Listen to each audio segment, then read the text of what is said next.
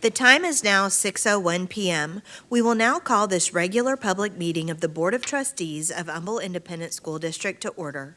A closed session of the board will now be held on the matters contained in the notice for this meeting. Should the board determine that any final action, final decision, or final vote be required with regard to any matter considered in such closed session, then such final action, final decision, or final vote will be made upon reconvening of this public meeting in open session.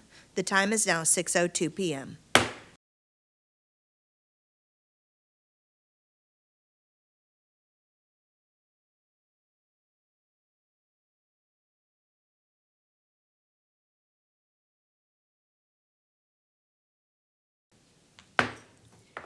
The time is now 7:04 p.m. We will now reconvene into open session. Thank you for joining us. A reminder that meetings of the board are open to the public but are not a meeting of the public. The Humble ISD Board of Trustees meet monthly in a regular meeting to receive reports from staff and take action from recommendations of the superintendent. The board receives the agenda and all supporting documentation several days in advance of the regular meeting, which allows us to ask and receive answers to many of our questions in advance of the regular meeting. Therefore, lengthy discussions are not always necessary on every agenda item, but as a board, we do have the appropriate knowledge and preparation for responses regarding the content of the meeting. There are students and other guests present. To maintain decorum, respectful behavior is expected. Disruptive behavior and/or comments will not be allowed. And with that, our first item, is the K Park ROTC here?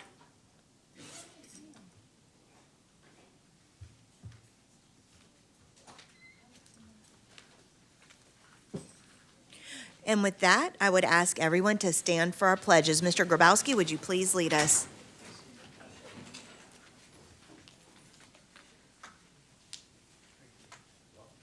I pledge allegiance to the flag of the United States of America and to the republic for which it stands, one nation, under God, indivisible, with liberty and justice for all.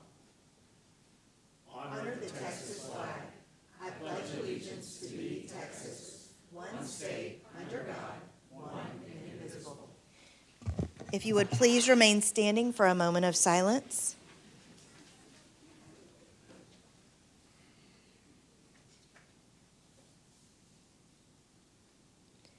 Please be seated. Moving on to our next agenda item, recognition of outgoing school board members. I will now turn it over to Dr. Brown. All right, thank you, Madam President.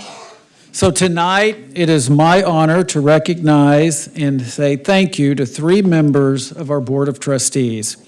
Our staff and students benefit greatly when people are willing to step up and devote their time and dedication to our Humble ISD community. So first, we want to recognize Mr. Robert Sitton. Mr. Sitton is not here with us tonight because he is attending the Kingwood Park High School Silver Stars Banquet. His daughter is a senior and a member of the Silver Stars dance team. The Sitton family is participating in that very special event at K Park. Mr. Sitton is a lifelong resident of the district and part of a family of 3 generations of Humble High School graduates. He has served as a trustee for 14 years, first elected to the school board in 2011. He served as board president twice, once in 2015 and once in 2020. During Mr. Sitton's tenure on the board, Humble ISD was honored by HEB as the best large district in Texas in 2015 and as the outstanding school board in 2018. Mr. Sitton has helped guide the district through a period of tremendous growth, all while helping preserve the unique identity of our community. Mr. Sitton served as the chair of the District Celebrations Committee when Humble ISD celebrated its centennial year in 2018 and 19. He was instrumental in bringing the vision to life and led efforts throughout the years to engage and connect our alumni. Mr. Sitton is the proud father of 3 Humble ISD graduates, and his daughter will be the fourth, graduating in May. So congratulations to Mr. Sitton on his service to our district. Now we would like to honor Miss Martina Lamont Dixon, who has been a trustee since 2017. And shortly after she was elected, Miss Lamont Dixon helped lead the district through Hurricane Harvey. Don't you like that? I mean, you get elected and there's a hurricane you have to work through. So even though, and this was what's really amazing, so she's elected, we have a hurricane, she's helping us while she's also restoring her home from flooding that our area experienced, and that's just amazing. And then in 2021 and 22, Ms. Lamont Dixon served as board president during one of the most challenging times in education, COVID. So Harvey and COVID, welcome to the board. While many school districts remained virtually only during COVID, under her leadership, Humble ISD was able to offer parents a choice of allowing students to return to school in person if their parents chose for them to do so. Ms. Lamont Dixon was also on the school board when Humble ISD won the Best School Board in Texas in the HEB Excellence in Education Awards back in 2018. And Ms. Lamont Dixon is the proud parent of 4 Humble ISD graduates. They attended different high schools, Humble High, Kingwood Park High, and her experiences with the multiple schools as a parent added to her perspective as a school board member, and we really do appreciate your work and service. Next, we honor Mr. Ken Kirchhoffer. Mr. Kirchhoffer was elected to the school board in 2021. He has served our district and the board for 4 years, where he has given his expertise to the Audit and Finance Committee, the Building and Planning Committee, and the Board and Superintendent Evaluation Committee. He also has been heavily involved in fundraising efforts with our Education Foundation. And this is what I truly admire most about Mr. Kirchhoffer, is his faith and his perseverance. You may not know, but just a few months before he was elected to the school board, Mr. Kirchhoffer was involved in a fall that left him paralyzed from his shoulders down. He was hospitalized for 7 weeks and then put himself through rigorous rehabilitation. But he never gave in or never gave up. Despite these immense challenges, Mr. Kirchhoffer remained resilient. His unwavering commitment to our district and to its students led him to serve on the board. This is a testament to his strength, dedication, and heart. He serves as a role model of endurance for us all. Mr. Kirchhoffer is the proud father of 2 Humble ISD graduates. So congratulations to all of you.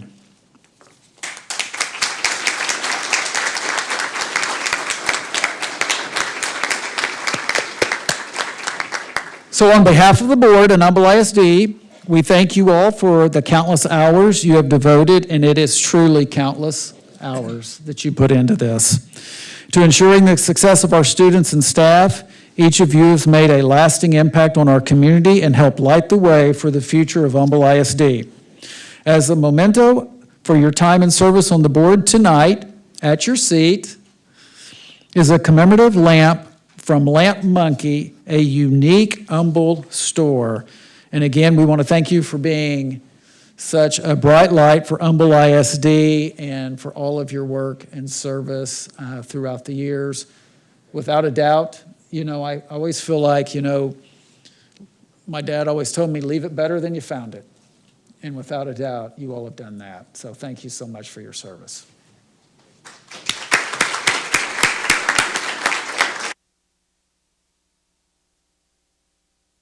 Photo?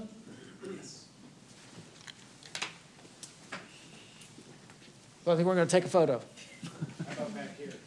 You want it back here? Y'all can do, we can do, if y'all squeeze in. We can do that. Yeah. You want to do it between the flags? Well, I don't think you can all fit. You want to solve it? Yeah. Okay, it's up to you. I can't, Mark, that's up to you. Marcus?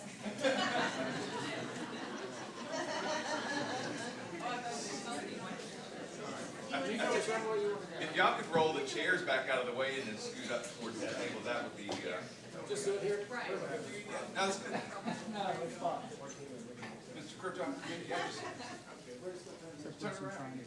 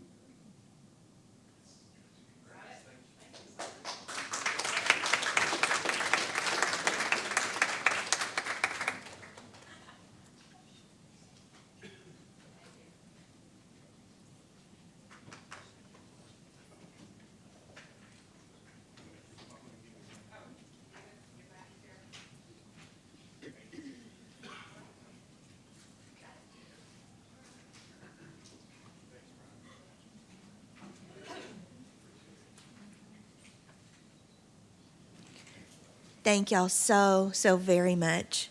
Thank you, thank you, thank you. Moving on to our next agenda item, commendations and recognitions. Dr. Brown, can you please introduce tonight's inspiring moments? Happy to do so, Madam President. So school projects provide opportunities for students to bring learning to life. At Summerwood Elementary, students in the Gifted and Talented program designed and built a real miniature golf course. So, Mr. Kirchhoffer could be future employees. We built a golf course. We built a putt-putt golf course. We designed and built a putt-putt golf course. As part of our GT Expo project this year, students decided to design a miniature golf course for our school community. When we were first told we were gonna build a putt-putt golf course, I thought we were just gonna make a mini model, not like the whole size thing. But when we found out we were building the whole thing, I got really excited getting to be able to do it and decorate it and everything. Part of the GT curriculum is for each student to do a research project. So we wanted to do this, but we also needed to incorporate the research part, so they decided states. They could have choice there, what state they wanted to research. And then so it went from there to some decided to use the shape of the state. Some used the beginning initial of the state. They just really brainstormed, and this is what came out. It's amazing. Something I learned about Utah that I didn't learn before is that their state insects is a bee, not because they are usually around, but because back in time, the people used to say that they weren't as busy as bees. We've always done a project where, this is how it could be, or we've done it even an innovation thing where they took something and made it better, but it wasn't the real thing. It was just an idea, and this idea became real. My favorite part about building the putt-putt golf course was watching it come to life, because in the beginning, it was just a little sketch on a piece of paper, but in the end, it was a full-scale putt-putt course that you could play on. Yeah! Teamwork makes the dream work. I learned that teamwork is the best thing. If it's a hard project, if you need help, that's what you should do. One of the most important lessons I learned is that everything doesn't come at once. It comes with trial and error, and not everything will be perfect. This year's project was very exciting because it was totally different than anything we've ever done before. I think it's a great example of the importance of creativity, collaboration, and real-world learning in education. All right. Very good. Well, tonight we are honored to have some of the stars of the video with us. Summerwood Elementary Advanced Learning Facilitator, Robin Dukes. All right. And is Danielle Schrader here? Oh, no. Here we go. the principal, and so we're happy to have you with us here, and two of the stars. We love seeing students learn in a fun and interactive way. That was a lot of fun. That was good. All right, so the highest award, you want to keep going? Keep going. Keep going. The highest award that a student can earn in art is a gold seal in the Visual Arts Scholastic Event State Contest. And we are proud that one 2025 Gold Seal winner is from Humble ISD. And here to tell us more is Miss Sandra Newton of the Fine Arts Department. Okay, let me take a deep breath because I'm really excited. Good evening, President Parker, members of the board, and Dr. Brown, and those who are leaving us. Thank you for your service. I appreciate that. My name is Sandra Newton, and I'm fortunate to serve Humble ISD as a fine arts administrator, where I'm excited to support the visual art programs. The high school state visual arts scholastic event, known as State VASE, is the pinnacle event that celebrates the hard work and creativity of art students, teachers, and administrators in Texas throughout the year. State VASE begins with each of the 20 regional events scheduled during February. This year, more than 35,000 student artworks were entered in regional events. Of the 35,000 student entries, only 350 artworks advanced to state competition. At the state competition, 165 works are chosen as Gold Seal at State VASE. This is less than 1% of the 35,000 entries for VASE for 24-25. Congratulations to Humble ISD's State VASE champion, Macy Hudson.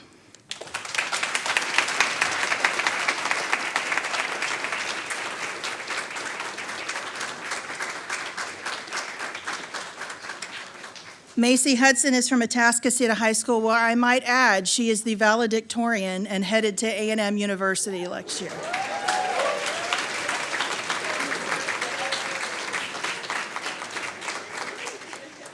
Her art instructor, Tony Goss, is here with her today. This is a paper quilled piece called Serenity in Motion. Each one of those is little pieces of paper that are rolled up. So she's not only valedictorian, but she's very patient.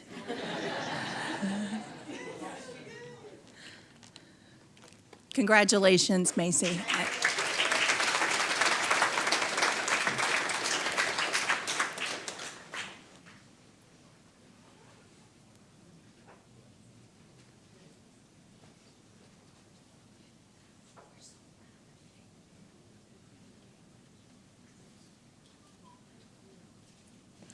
All right, so more recognitions coming.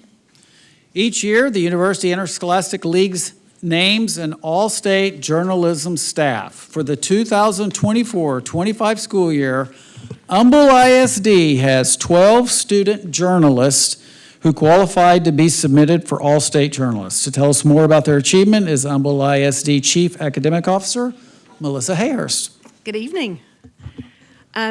Dr. Brown, Board of Trustees, it is my honor and pleasure to be able to introduce our all-state journalism staff to you.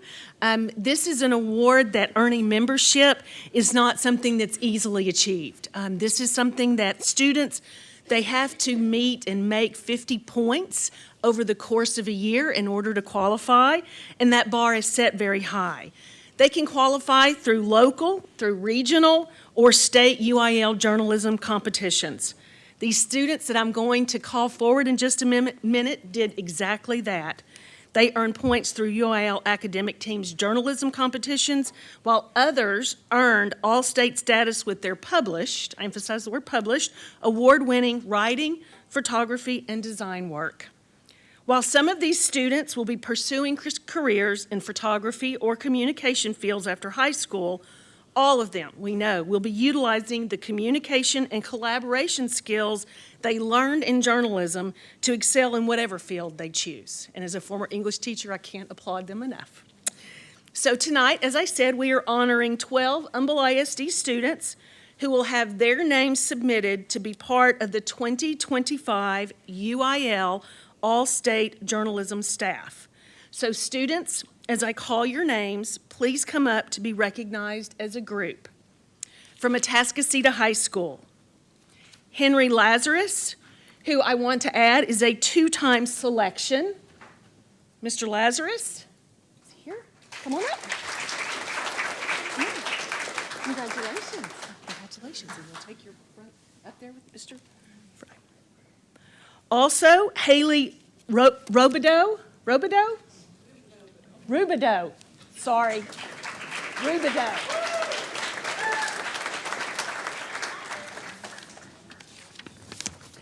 Their journalism advisor is Jennifer Cloisterbore.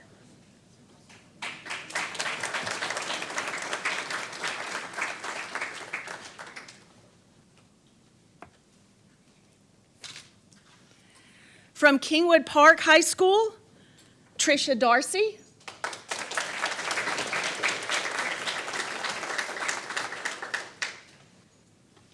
Zachary Ford, who is unable to attend tonight. Fallon Head, who is a 3-time selection.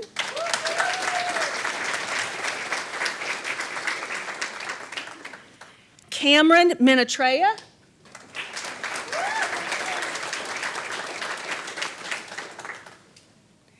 Sydney Ortiz, 2-time selection.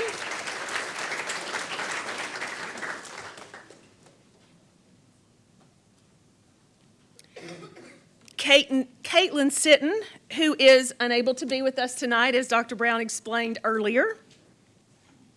Shelby Townsend, 2-time selection.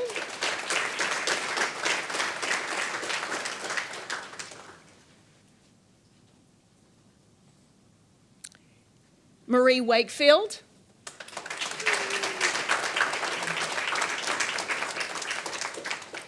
And their journalism advisor is Megan Ortiz.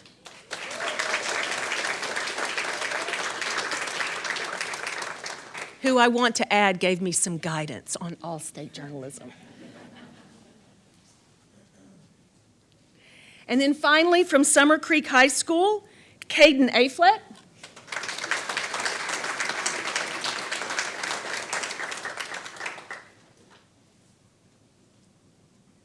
And Stephanie Wong.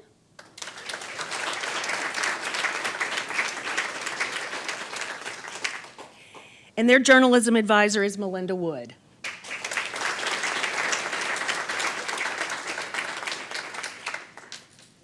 So a last congratulations to these 2025 UIL All-State Journalism Staff submissions.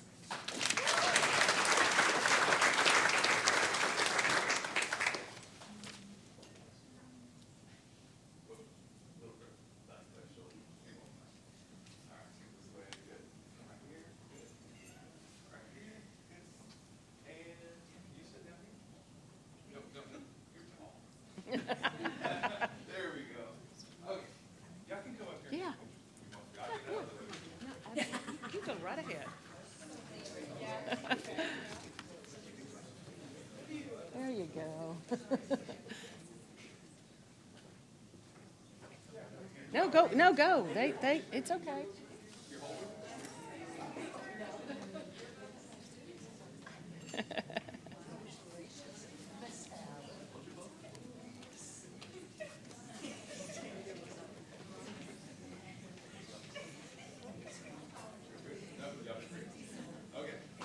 We'll Photoshop this.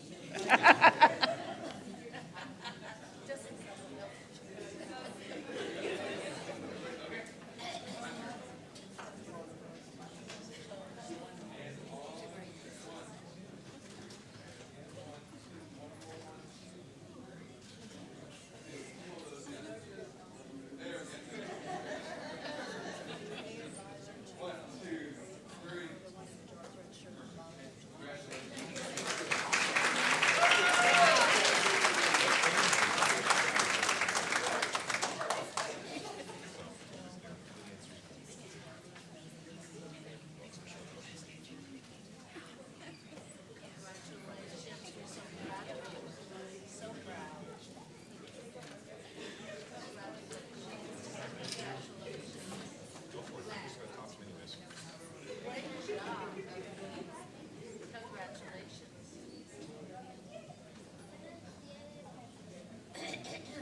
All right, congratulations to all of you. So Humble ISD athletes have once again risen to the top of the podium at the 2025 UIL State and Track and Field Meet. Multiple athletes brought home the state's top prize while also breaking records along the way.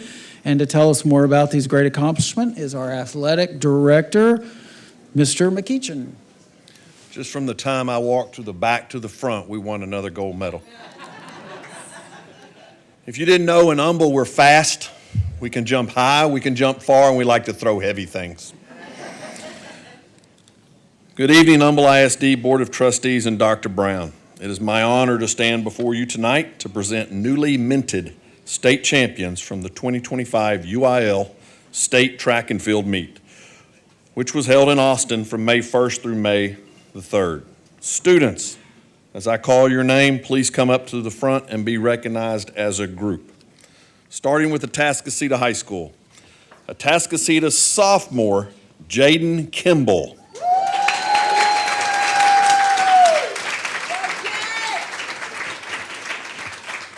Jaden won the Class 6A Girls Discus State Championship with a throw of 162 feet and 2 inches.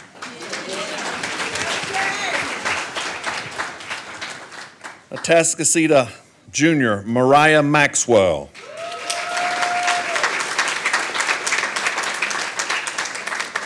Mariah won the Class 6A Girls 200-meter dash state championship with a time of 22.93 seconds.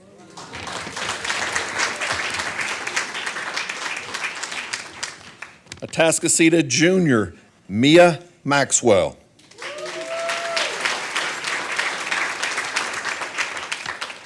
Mia first. That was on purpose. Got too many. Mia first brought home the Class 6A Girls Triple Jump State title with a leap of 42 feet and 2 1/4 inches. Later in the day, Mia broke a 17-year-old Class 6A state record by winning the 100-meter dash in a blazing time of 11.04 seconds.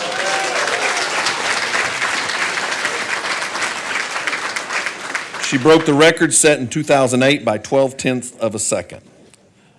Mia was also a part of Atascocita's silver medal winning 4x1 meter relay team. With her combined performance, Mia was named the 2025 Class 6A Girls Track Athlete of the Meet by the UIL.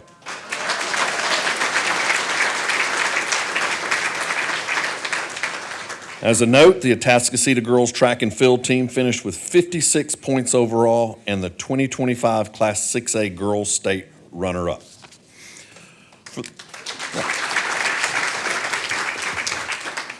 For the boys team, Atascocita's Jackson Norris.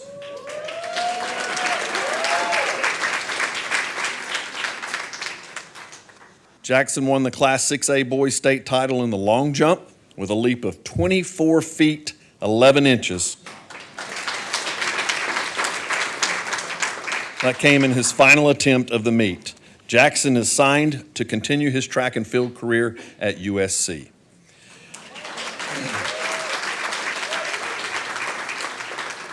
Kingwood Park High School's Courtney Daniel. Courtney capped her high school career by winning a state crown in the Class 5A girls shot put with a throw of 45 feet and 8 1/4 inches. Courtney is signed to the University of Tennessee. She could not be here tonight due to another event. Give her a hand. Summer Creek Junior, Brooke Lloyd.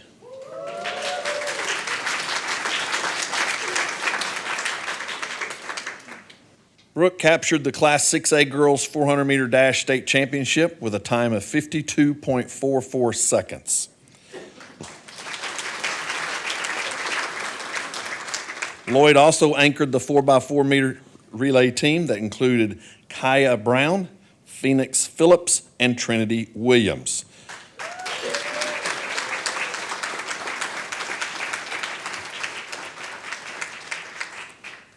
This group won the Class 6A Girls 4x4 meter relay state championship with a time of 3 minutes, 38 0.92 seconds.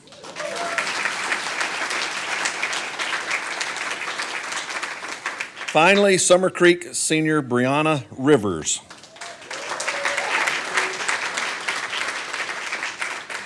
Brianna defended her state title in the Class 6A girls high jump by going back-to-back with a jump of 5 feet and 9 inches to once again win the state championship.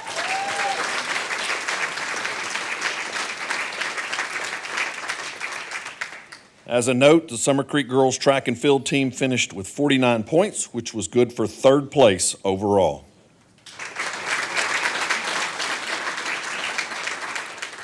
I want to say congratulations to all the state champions on your stellar seasons and representing Humble ISD at the highest level. Thank you.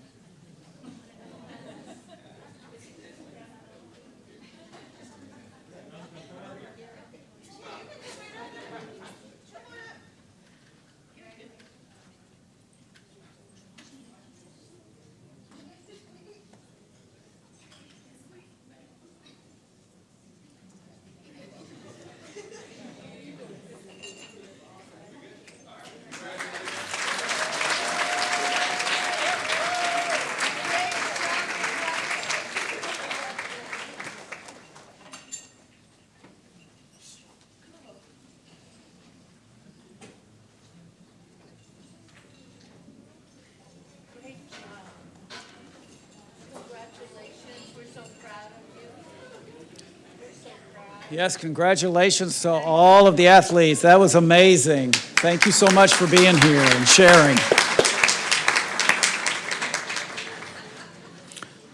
All right, our staff members go above and beyond, and tonight, Ms. Jerry Monbaron, Chief of Community Engagement, will be here to talk to us about our super staffers for the month. Thank you. Yes, Humble ISD employees do go above and beyond each day to meet the needs of our students, and we want to recognize these employees for their important work in keeping Humble ISD great. Each month, campuses and departments select an individual to be honored as a super staffer, and from this list, we have selected 3 honorees to receive additional recognition tonight and some goodies thanks to an award sponsor.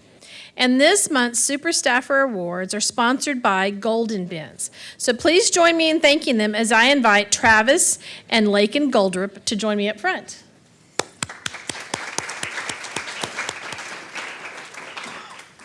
So as you can see on the screen, the list of employees nominated from our elementary schools. And from this great pool of awesome employees, would like to shine a light tonight on our Humble ISD elementary super staffer, which is special education teacher from Maplebrook Elementary, Jennifer King.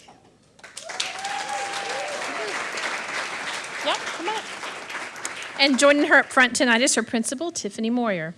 Let me tell you a little bit. Go ahead, you can clap for Tiffany. And then you'll go up there. Thank you. Let me tell you a little bit about Jennifer.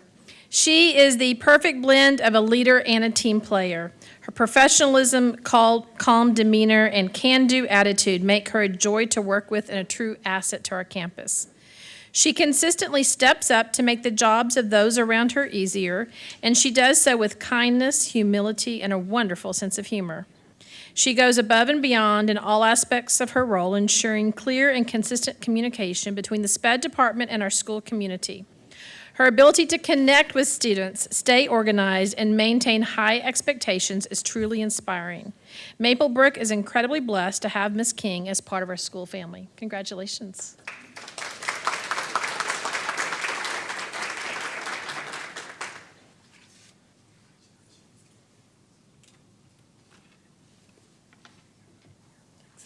Thank you. Okay, so here's our list of secondary school nominees for this month, and I am excited to recognize as Humble ISD's secondary super staffer, media service librarian from Ross Sterling Middle School, Courtney Bobino.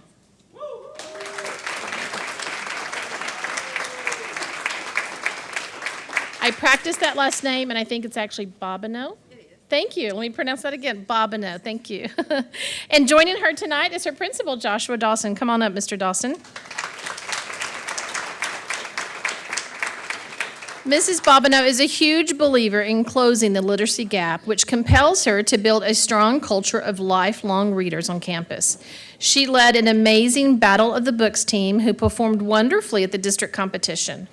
Her passion for reading is only matched by her deep love for students, and it shines through in everything she does. Whether she's recommending the perfect book or creating a welcoming space in the library, Mrs. Bobino is a true champion for kids, and we are honored to have her at Ross Sterling. Congratulations, Mrs. Bobino. Oh, you get to stay up there? Yep, you're going to stay. Over here? Thank you. Can't leave just yet. And last, but definitely not least, our Humble ISD support super staffer is plumber from our maintenance department, James Fisher.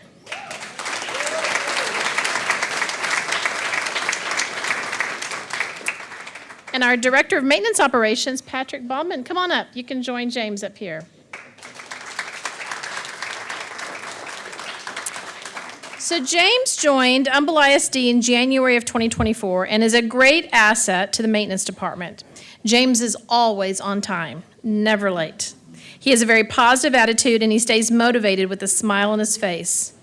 James is a hard worker and is very knowledgeable of his trade. In fact, he recently passed his backflow certification test, which will benefit our district greatly. We are grateful to James for the outstanding service and dedication that he provides to Humble ISD. Please join me in congratulating all three of our super staffers tonight.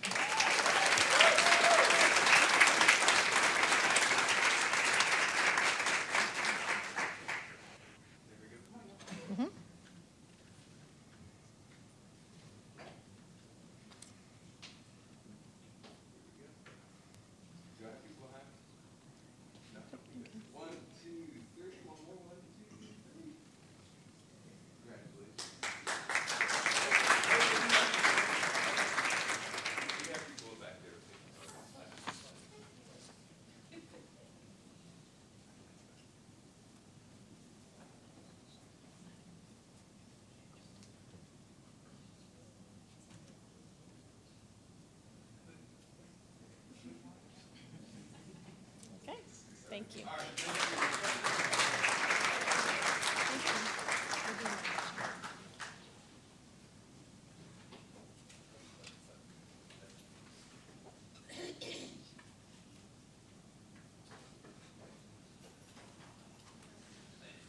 All right, congratulations to everyone that was recognized this evening, and that concludes the recognitions. Thank you, Dr. Brown.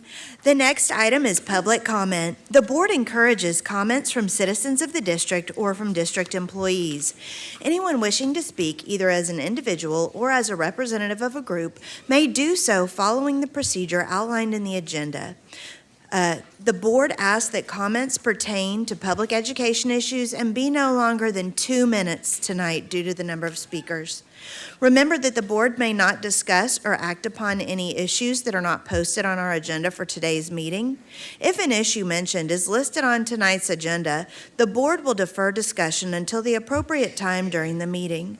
In addition, the board has adopted complaint policies that are designed to secure at the lowest administrative level a prompt and equitable resolution of complaints and concerns. Complaints brought by students or their parents, by employees, and by citizens may be heard in accordance with board policies. Each of these processes provides that if a resolution cannot be achieved administratively, the person may appeal the administrative decision to the board as a properly posted agenda item. Copies of our district policies on public participation in meetings and filing complaints are available on the Humble ISD website. The first person signed up for public comment tonight is Mrs. Stacy Ward. And if I could have Christopher Crossland, Mallory Crossland, and Fallon Chataway come to this first row and be seated, please.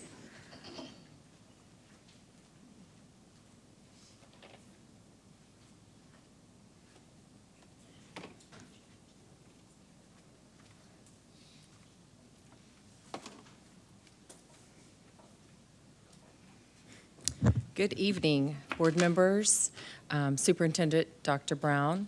It is with deep appreciation and gratitude that humble ATPE honors and thanks Mr. Kenneth Kirchhoffer, Mr. Robert Sitton, and Mrs. Martina Lamont Dixon for their service as a trustee on Humble ISD School Board.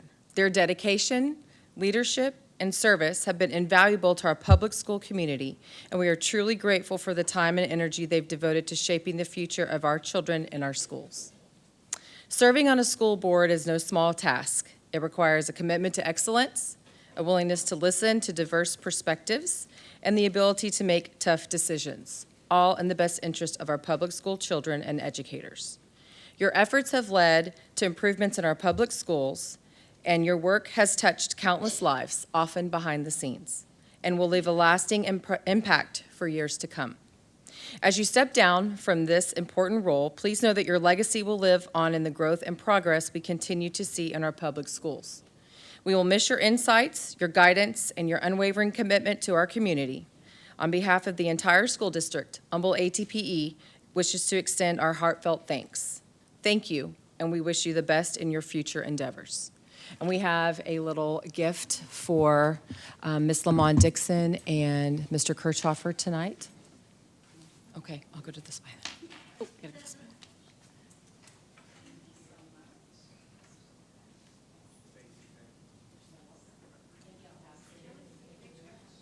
Sure, let's take a picture.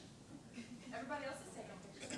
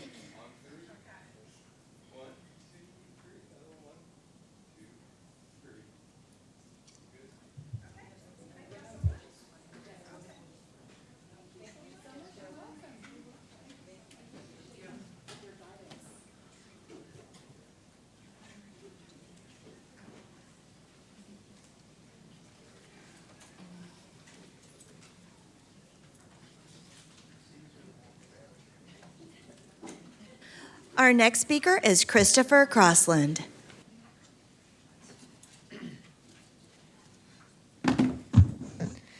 Hello, my name is Christopher Crossland. I'm a recent graduate of the Mosaic program. I was supported by it at Mozart Community College. When I first got into the Mosaic program, I was nervous. A lot of people were these new things. But honestly, if not for this program, I don't think I'd be here. Mosaic has done so much for me throughout my time. I've had a lot of new and friendly people thanks to it. It's made college life a whole lot easier for me. I want to specifically thank my teachers, Sharon Andrusik and Barbara Robinson, for all their support. Honestly, I was in Mosaic for a shorter time than I thought I would be. But then again, it just shows how much it helped me be successful. I know that Mosaic has the power to help so many others, like it did me. And I'm asking you today to continue to support this amazing program so we can help more people and make them happy too. Thank you. Thank you very much. Mallory Crossland?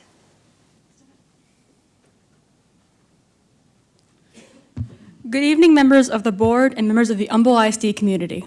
My name is Mallory Crossland, and I am graduating a senior from Summer Creek High School, class of 2025. I am here tonight to talk to you about teachers in our district. I have been hearing my mom talk about how this district has been good to our family. I've also heard about all the drama that has been happening. and how it distracts from what a school district is supposed to do, which is care about kids, teachers, and our community.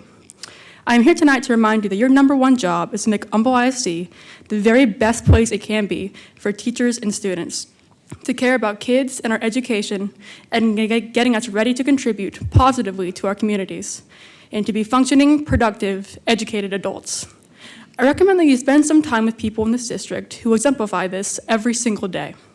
To help you achieve this, I'm going to name the people in this district who my brother and I have found to be exceptional.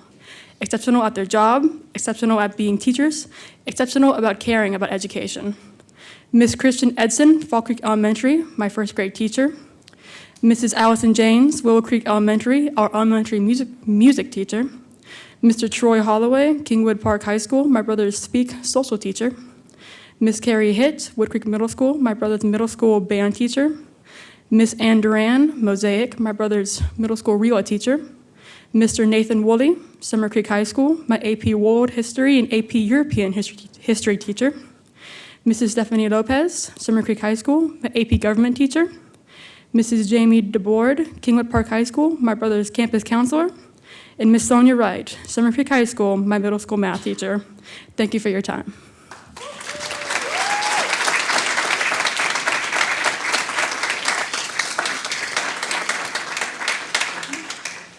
Thank you very, very much. Fallon Chataway?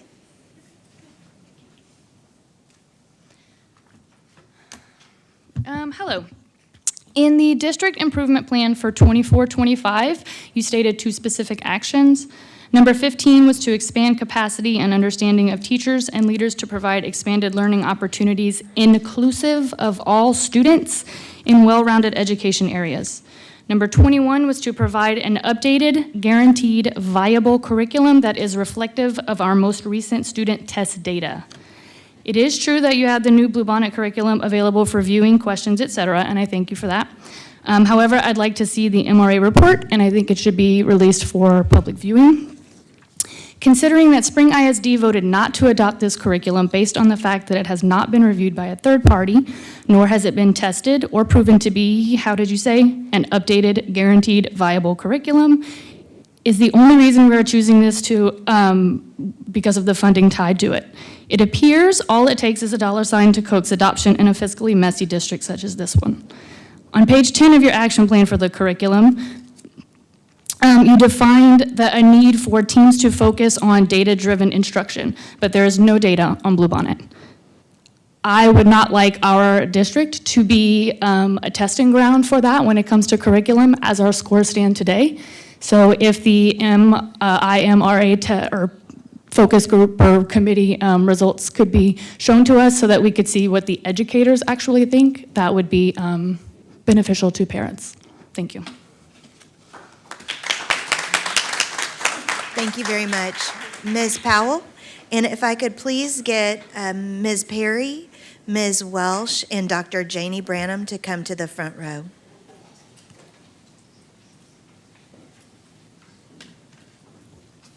Good evening. My name is Larissa Powell. Tonight marks another somber moment in our district. The board is moving $9.7 million from the assigned fund balance, a clear sign that we're in deficit, despite past reassurances. As if that wasn't enough, you're adopting the Bluebonnet math program, a curriculum that seems to be overwhelmingly unpopular with teachers and parents. The hits just keep on coming. Now, after reviewing the agenda, I learned that we're spending $500,000 to Ahuja and Clark to audit, I'm assuming, the 2018 bond. Why? Isn't the Texas Education Agency already investigating this, or do we really need to spend $500,000 of taxpayer money on the audit? Or is the real goal to shield information from the public? Because I have an email obtained through an open records request from the managing director at Ahuja and Clark, and in it, she outlines to certain board members and district employees how to circumvent an open records law to hide information from the public. I have a copy if anyone would like to see it. To my knowledge, Ahuja and Clark was never really properly procured by the district. So what are we trying to hide now? How much money is that going to cost us? Because I see we're being sued again.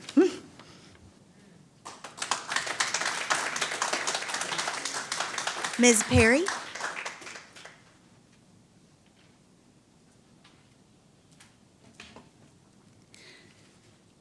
Hello, my name is Melissa Perry. I'm a public school teacher in Texas with 30-plus years of experience. I'm currently teaching math at Lone Star College, and I volunteer 1 day a week at first grade classroom here in the district. I am very concerned about the math curriculum at Humble ISD, so I spent 2 days and several hours reviewing the curriculum materials, and I chose to focus on first grade math. I could not possibly tell you everything wrong with Bluebonnet in the 3 minutes, let alone 2. So I'm going to highlight just a few.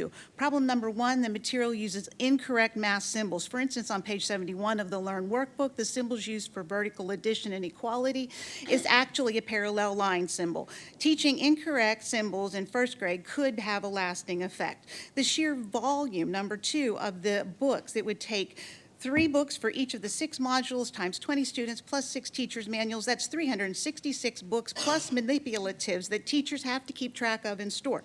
Number 3, the wording is pretentious and elitist. The first grade TEK of telling time can be found in Bluebonnet Module 5, titled Identifying, Composing, and Partitioning Shapes. Of course, that's where you would find time. This is intimidating and confusing, especially to our ESL and undereducated parents who truly do want to help their students. Heck, it was confusing for me. It took me a half hour to find this TEK, and I have a degree in math and experience with TEK language. But most importantly, this curriculum is, as you all know, controversial. Why bring more controversy to this district at this time when TEA is investigating us, NAACP is observing us, and Dr. Fagan is suing us? Why bring this highly controversial curriculum to our district now? Why? Could it be that TEA is the publisher, Region 4 is the printer? Could it be that the government kickbacks? Could that be? Please consider not adopting Bluebonnet. Instead, look at KIDM and STEM scopes. These are 2 much better, also state-approved, non-controversial choices. Thank you.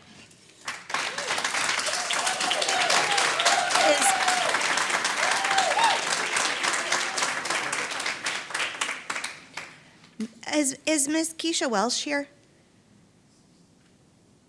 Dr. Janie Branham? Good evening, school board trustees and Dr. Roger Brown. My name is Janie Brenham, a proud parent of Humble ISD graduates. With the passing of the school voucher bill at the state level, the academic success of our students will be more important than ever. The school district must have a competitive mindset, a mindset that prioritizes the educational achievement of all of our children. Our children must graduate from Humble ISD with the skills to achieve their goals, including the ability to succeed in higher education. Those skills will be verified by higher test scores and higher school ratings going forward. With that established, I want to thank the school board members for the 3% pay increase for teachers and the $17.36 pay increase for our paraprofessionals. Although I prayed that it would be 4%, we need to pay our teachers more. If the state allows it, please pay them that extra 1%. A school district cannot be competitive without the best teachers, and a school district cannot have the best teachers without rewarding them for their commitment to our children. We love our teachers and should be respected. In a suburban school district with more than 30 other school districts within driving distance and many more private school options on the horizon, we must have high expectations from our teachers and be prepared to reward each and every one of our teachers for excellent work.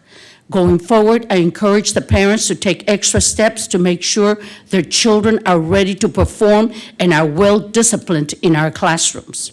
I also ask that parents take a higher interest in the performance of our district, and it is my hope, it is my hope that everything goes well for our teachers. We want to keep each and every one of our teachers in place. Thank you, Dr. Branham. Our next speaker is Mr. Ford, followed by Ms. Erin Green, Tracy Shannon, and Beth Guide. If you 3 could please make your way to the front. Mr. Ford.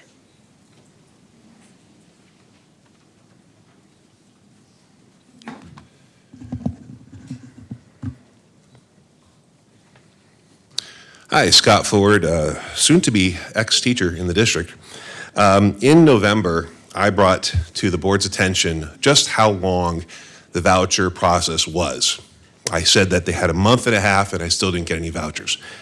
Dr. Brown decided to use his time to say things about a current employee that weren't true. So through a FOIA request, we found out more information because I gave Dr. Brown the benefit of the doubt. I assumed he was being fed misinformation. Well, the voucher situation was worse than I knew. Through a FOIA request, we found out the vouchers weren't ordered until the week after I had to pay $1,500, $1,600 out of my own pocket for the vouchers. They were not ordered until afterwards. We have the purchase order, we have the request. They were done afterwards. I gave that information to Dr. Brown.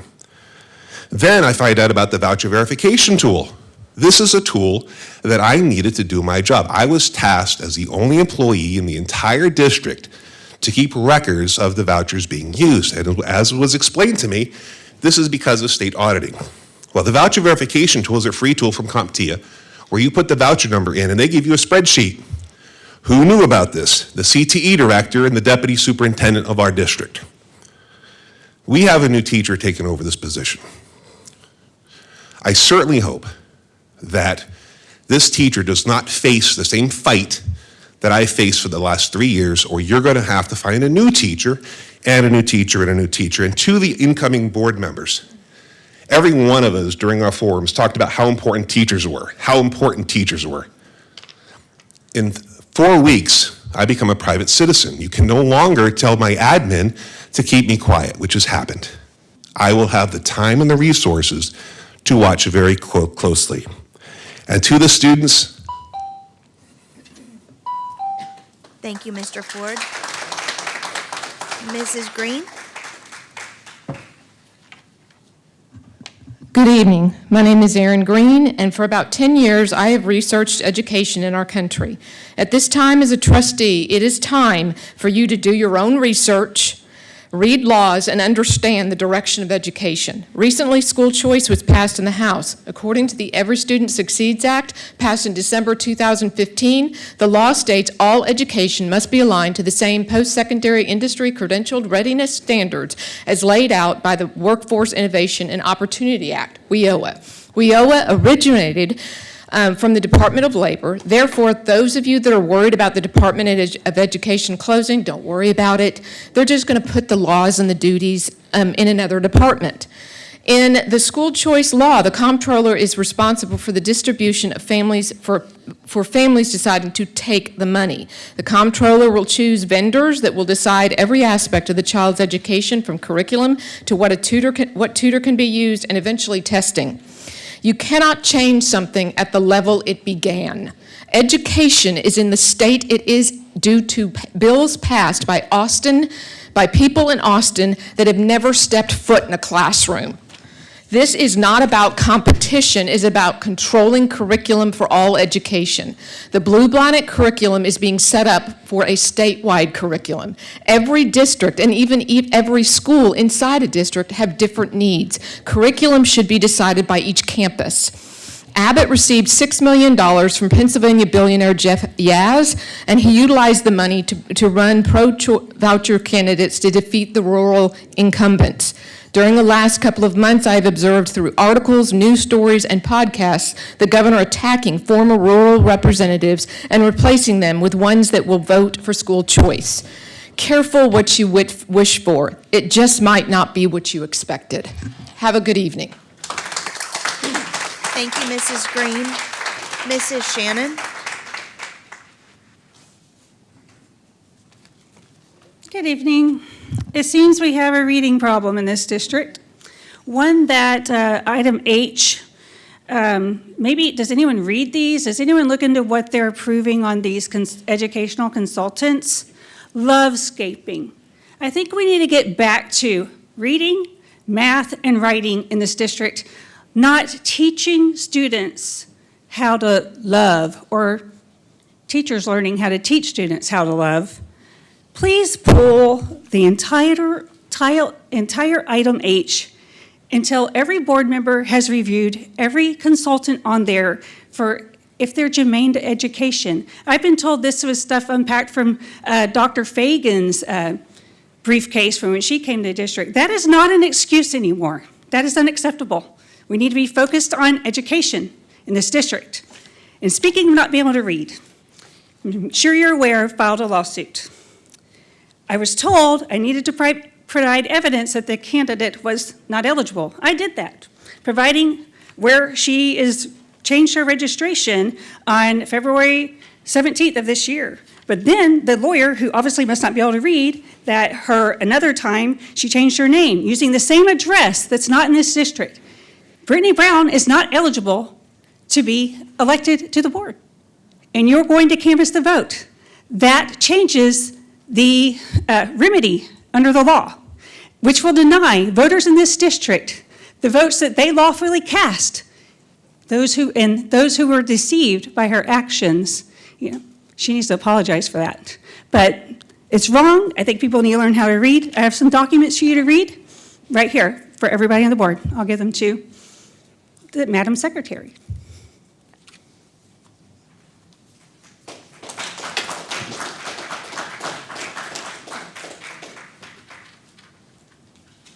Thank you, Mrs. Shannon. Ms. Guide? My name is Beth Guide. I come here tonight to speak to you on the future of Humble ISD's board. I hold in my hand that confirmation that Brittany L. Brown is not eligible to be on this board.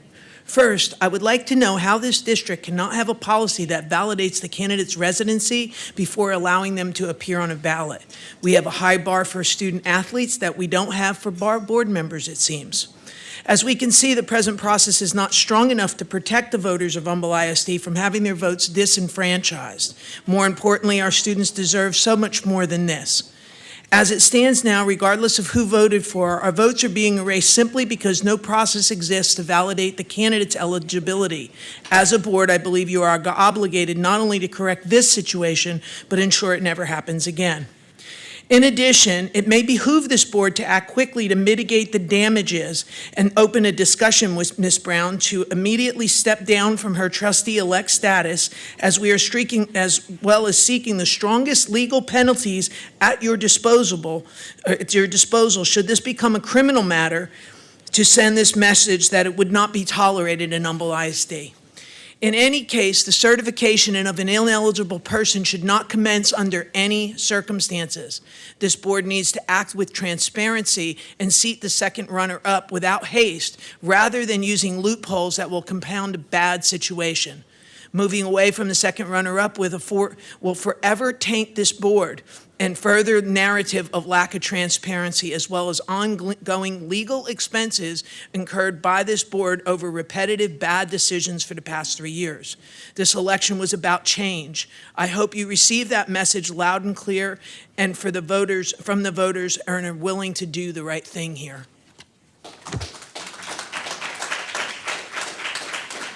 Thank you, Ms. Guide. Our next speaker is Mrs. Deaver, followed by Dr. Martinez, Coach Jackson, Clark Denson, and lastly, Ms. Pilar Collazo.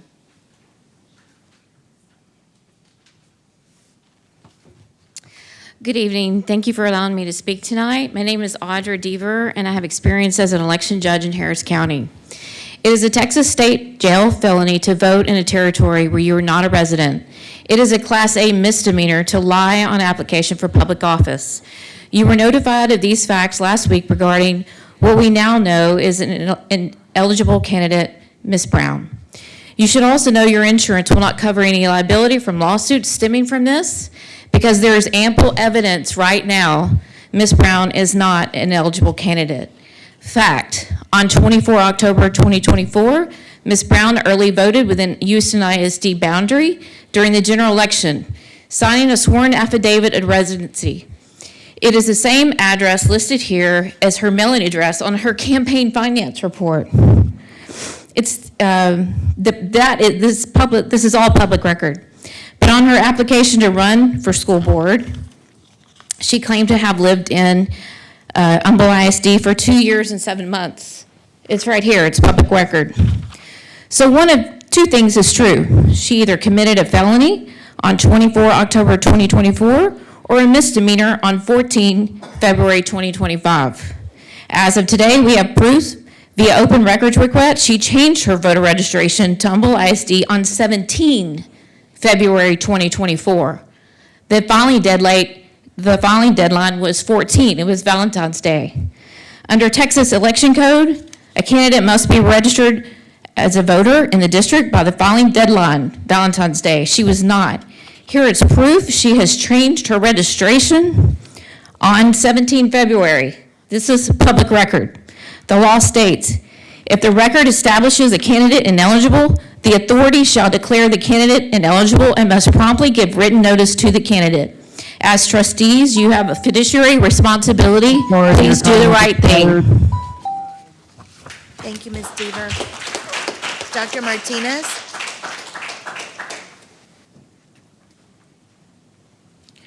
I'll be speaking on Summer Creek High School and the elections.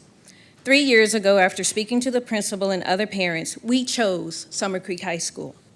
As our youngest daughter graduates this year, with the vouchers in place, possible changes in curriculum, and future funding concerns, we will continue to discuss the pluses and minuses of Summer Creek High School and encourage people to continue choosing Summer Creek High School and engage as parents.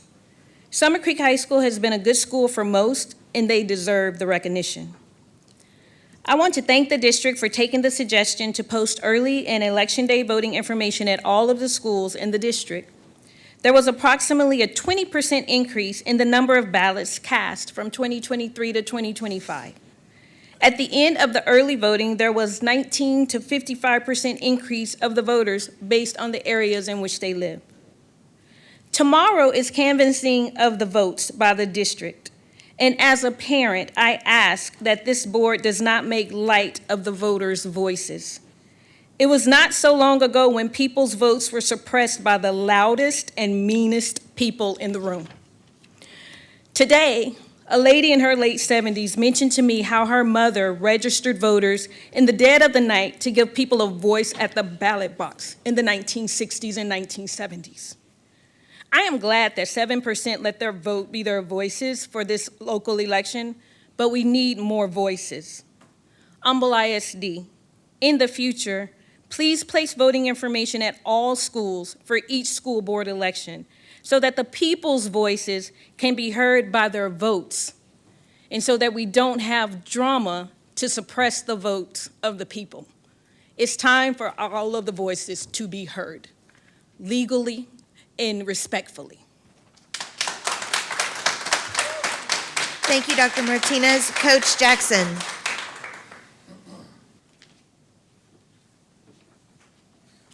Man, every time I come to a school board meeting, I learn something that is shocking. Like I said last time when I spoke, we got to be about the truth. We got to be about the truth. We're going to have no credibility whatsoever, right? If what the allegations they put together is true, she can't be on the board. I don't know if they're true or not, but if not, she can't be on the board. She should be arrested. Because that's what they did to people that look like me. When they tried to vote, when my mother tried to vote, right? People stood in the way. I really wanted to talk about the drug fentanyl problem like I spoke to before. I remember the governor said when he was running for re-election, he said he was setting aside $30 billion to fight fentanyl. I want to know if that's true or not, and I'm investigating it. But the other thing is, did Humble ISD get any of that money? That money should go to the school district to help fight fentanyl where the kids are. All drugs should be eliminated. We need programs for our kids. Let me say this. We don't have, in Summerwood, we don't have a community center for kids. So the schools are the community centers. They got to stay open, right? In the summer, these kids need to go, they want to play basketball, and we should have programs for them and welcome them, right? So that they don't be gobbled up by the streets. And that's black kids, white kids, all kids, right? Our leadership, I don't know. I consider myself a leader, but man, I don't get it. I'm sorry, sir, your time has expired. Thank you, Coach. Clark Jensen?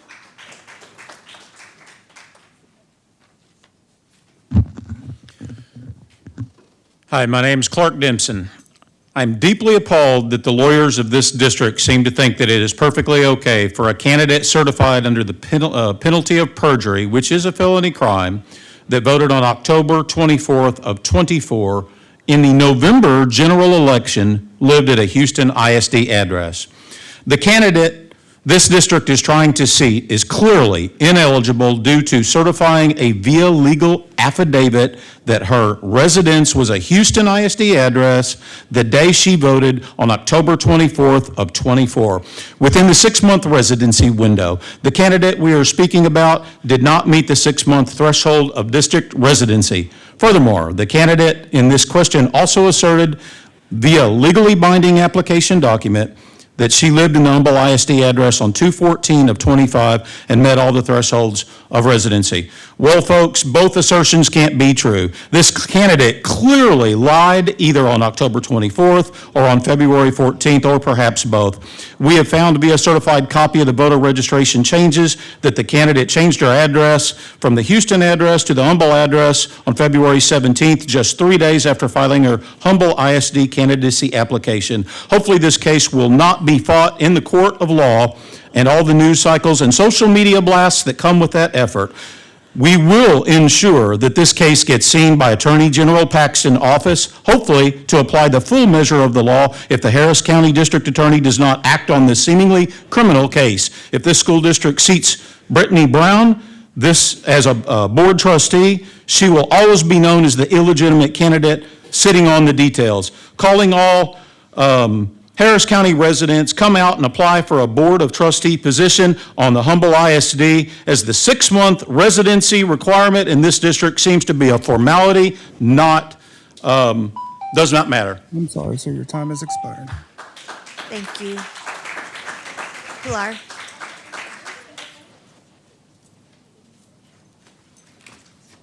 Okay. Good evening. My name is Pilar Collazo. I'm a parent and a volunteer for the district for 14 years. While my boys were in the district, they received great education where they always were treated with respect. Unfortunately, I cannot say the same thing to myself. 4 years ago, I was at Kingwood Park to help our orchestra, something that I used to do every year for UIL competition. However, on this particular day, I was denied the entrance to the school, even though I was registered as a district volunteer. In front and behind me, there were other parents that didn't look like me, and they didn't have the problem to go into the school. I was very sad and heartbroken. Then I decided to share the experience with Dr. Brown. Immediately, he understood how I felt and initiated the process on how to remedy what happened to me and to make sure it won't happen again to anybody because the way that we look or we speak. I've been fortunate to work with Dr. Brown for about 12 years in different committees and districts events. I always admire him because of his professionalism and kindness with everyone. Every time that somebody talks to him, his passion for education and the advocacy for all the students is present. Right now, Dr. Brown is the person that have the most institutional knowledge in the district. He can answer any question about anything regarding the district. And you know what? Sometimes if he doesn't have the answer, you're sure he will come back and get it for you. He is always there for us. When the board announced that the past year that Dr. Brown was going to be the superintendent, we as a community were very, very happy and certain that the district was going to shine like when Dr. Sconso was the superintendent. I always tell my boys that we are human and we make mistakes, but the important thing is to own our mistakes and to apologize to others I'm that sorry, we your offend. time has Dr. expired. Brown is a great leader. We need to learn to get to Ma'am, know I'm sorry, your everybody's time heart has expired. and not to jump into conclusions. Thank you.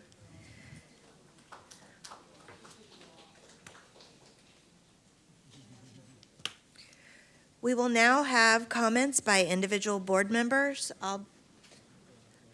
I really kind of want to poll the board. We are going to go back into closed. We have some unfinished business. Would you rather go now?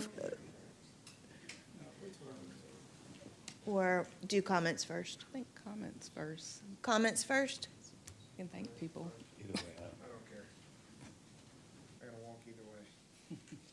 Okay. Next, we will have comments by individual board members. I will begin. Mr. Scarfo, do you have anything?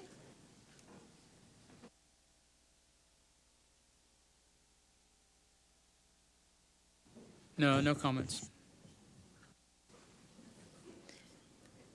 Mr. Grabowski? I always have a comment, Madam President. I just want to say to all the moms out there, including my beautiful bride, my oldest daughter, and all the moms that are in front of me and online, Happy Mother's Day, and I'm done saying it for this year, so.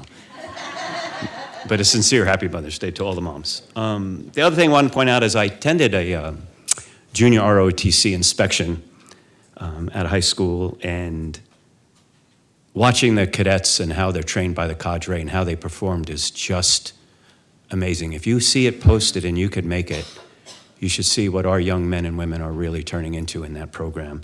And just a couple of real quick statistics. Their GPA upon graduation is 2.85, meaning junior ROTC cadets, versus 2.75 for non-cadets. The truancy rate is lower. The daily attendance rate is 96% versus 91%. These are good kids, great kids. If you're looking for a place where your child needs to learn about character development, professionalism, being part of a team, it's not a lead into the military, but it's a great venue for a high schooler that's looking for some guidance. Thank you, Madam President. Mr. Holmes? Yes, I'd like to just congratulate all of our student athletes. Just remarkable, again, as well as all the teachers, the super staffers. I also had a chance a couple of weekends ago to see our Kingdom boys playing lacrosse and did extremely well. I wanted to see them absolutely while I was actually in Dallas with my mom for Mother's Day, but didn't get a chance to. So again, I just wanted to congratulate them on how far they made it into this season. And again, as well as Mr. Grabowski, belated Happy Mother's Day to all those mothers out there. That's all I have. Ms. Lamont Dixon? Okay, I'm going to take a little bit of time. I think I'll take Mr. Scarfo's time too. So of course, I want to thank ATPE for the gift today, but also wanted to take a last opportunity to congratulate our students. I love the GT miniature golf. That was huge. I play golf, and it was just great to see that entire project. So kudos to them. Congratulations to our track and field state championship winners. The state vase award for the art, that's amazing, truly amazing. The journalism students, some of you may not know, I was actually a journalism teacher for 14 years. So, and one of those teachers was one of my kids' teachers. So very proud of the journalism students and those awards. I know they're very difficult to get. Congratulations to the new board members that are incoming. I want to kind of talk about past, present, future. So my past, my guideposts were my parents, always. I want to thank them for everything that they have done for me. Professionally, I have two very strong guideposts that I would call Dr. Shirley Neely. She was the former commissioner of the State Department of Education in Texas. We still kind of get together every once in a while and text and still bounce things off of her. She's the former superintendent in Galena Park ISD, and prior to that, she was my elementary school principal, and I was her office helper when I was in 3rd grade. So, but also Dr. Rod Page, the former U.S. Secretary of Education, is another guidepost for me. He actually led the training when I first was elected to be a school board trustee. There was an amazing training that they used to do in Texas, but you would go to New Mexico, actually, to do the training.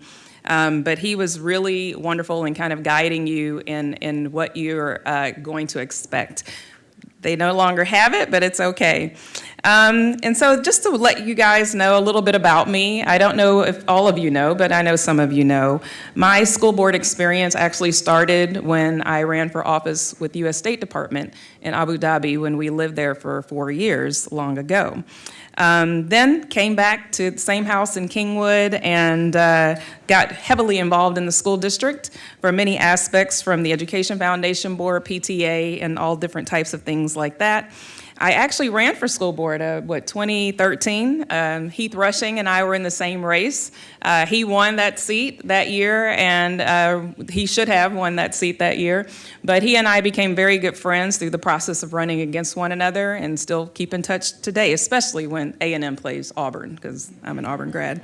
So what I want to say, just currently, the things that have happened in my life as a school board member. One, I want to shout out to all those Green Tree PTA moms from back in the day. We used to have to raise money constantly for playgrounds, and it was always piecemeal. So one of the first things I brought up when I got on the school board was, how come the playground can't actually come with the school? Like, why do we have to raise money every year for playgrounds, especially since a lot of the PTAs did not have a board of 60 parents. So it would be much harder for them to raise money for playgrounds. So that's one thing. Also, Humble High School, a lot of you may not know, a while back I was a scholarship chair for PTA Council, and Humble High School did not have a PTSA, so they could never win scholarships through the PTA Council. So I grabbed a few of my friends and relatives and reached out to the state and established the PTSA at Humble High School and served as the PTA president for a couple of years and officer with some other friends prior to my kids even attending Humble High School. So very happy that that is still going strong today. And then I know, Dr. Brown, you mentioned the HEB School Board of the Year Award in 2018. It was quite an honor. At the time, our board president was Angela Conrad, and she was a great leader for us during that time. But then I want to thank a couple of people. One would be Congressman Kevin Brady, former Congressman Kevin Brady. A lot of you don't know, I know Dr. Brown mentioned that I was flooded in Harvey. Yes, I have 42 inches of water in my house, and thankfully to HPD, they rescued my family during that time. Still can't fathom how a large boat came to my kitchen door to get us out, but thankful for all of the assistance. But during that time, I was approached because I have been the delegate for the school board for a very long time and asked to go to DC because we needed FEMA funds expedited. And I don't know if you know about FEMA funds, but expedited FEMA funds is not really a thing. Matter of fact, right before Harvey, we got our last Ike check from FEMA. So even though my family, we had a mound of pile of trash outside of our house and, you know, no walls, no anything, I did agree to go to DC on behalf of the district. And the first person I met with was Congressman Kevin Brady because he was the chair of Ways and Means. So that's where the money needed to come from. He was quite remarkable. Sat down with him for quite a while. He listened to all of the concerns that I had about Humble ISD, and I'm sure since I was also flooded, I was quite passionate about that. He told me very matter-of-factly that if I could get my congressman on board, that he would make sure they worked together to get those funds to Humble ISD. So I went over to see my congressman, Congressman Dan Crenshaw, and he also listened quite intently to everything that I shared with him. I think a couple of weeks later, I got a call that said he was in town and show me what you were talking about. So look, we went lots of places, but also mostly to the ag barn, walked around in the muck for a couple of hours, and he spent a lot of time with the students that day. But you know, that one little trip, lots of things came from that. We had the money in fund balance to get started on Kingwood High School, but they did expedite the funds so that we could move things forward so Kingwood High School students could get back into the building by spring break. And a person who has a construction background, and anyone here knows anything about construction or remodeling, that's unheard of for a school to be rebuilt and opened up back up within a 9-month period. Also, that started the conversation about the floodgates at Kingwood High School. I mean, I think those floodgates cost us about $60 million, I think, something like that. Well, not us, I'm sorry. the FEMA funds paid for most of that. I think for us, it cost us about $3 or $4 million. It also led us to be able to use FEMA dollars to have a new ag barn on the north side of the river. I'm sharing those things because on the board, lots of people say I. I have never said I did anything. I always say we, because I'm here to work with the board. So I just wanted to share those things tonight so that people do understand the work that goes on behind the scenes for school board members. You know, we talked about HEB, Scott McClellan, every time I see him, he's like, Humble ISD, you guys were the most professional board that I've ever seen in my entire life. He said, every time I speak, I mention Humble ISD and what that board looked like in 2018, because you're the one school board that reminds me of a corporate board. And I take quite a lot of honor in that comment when I see him. Commissioner Ramsey, I definitely have to thank him just for a vast array of things. Since he's now our commissioner for Precinct 3, for many of us in Humble ISD, he has been a person that's, easy to talk to, easy to call. He wants to work with the district. So I hope you all remember that. I'll just say when you go to the polls. And also I want to thank Commissioner Ellis, another hard conversation for a board member. We needed a bridge for students to go to Centennial Elementary School, to that beautiful bridge that is there now. Well, okay, again, I was asked to go in and have a meeting with Commissioner Ellis because we needed engineering and we needed $1 million from his office and we needed a bridge.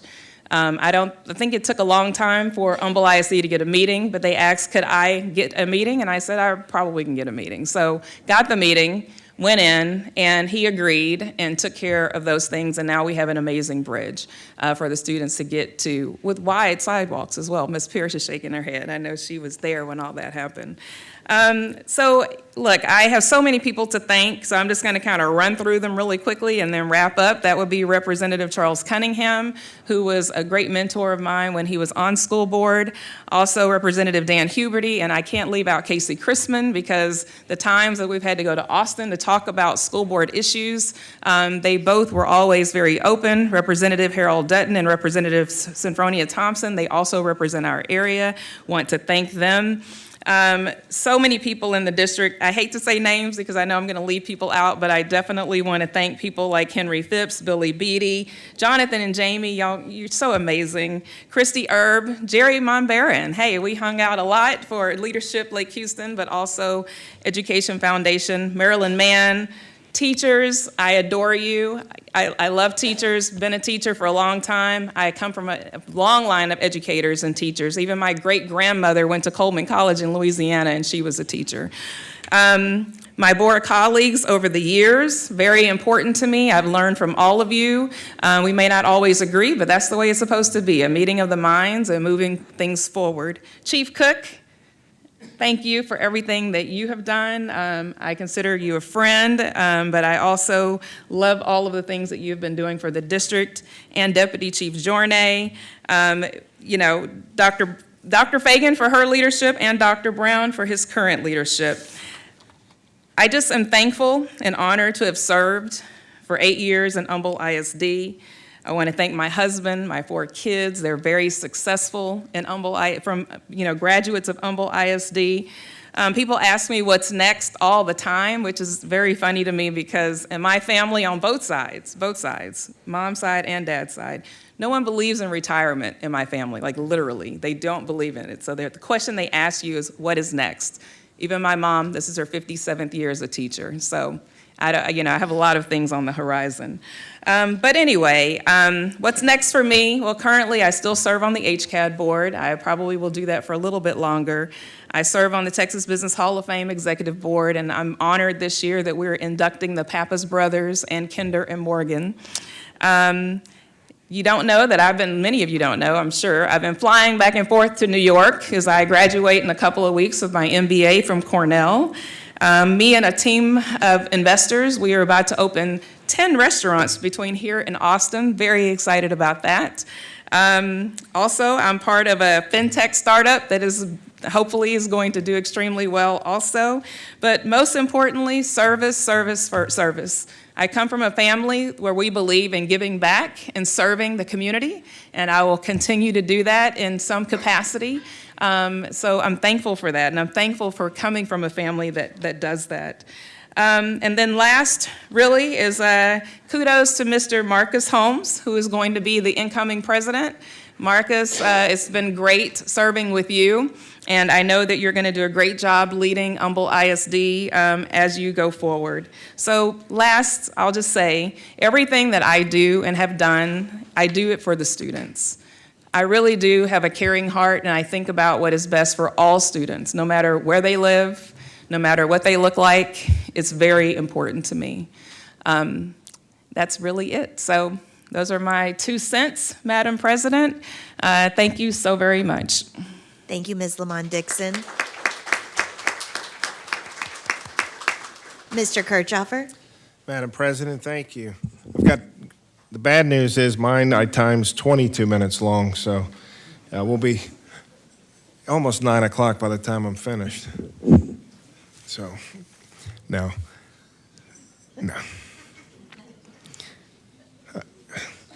One great perspective sitting here for 4 years, we see the clock, so we don't have to look at our watch. I'm thankful tonight. 4 years came pretty quick, and most people know me. My life's an open book, and I've been in the district a long time.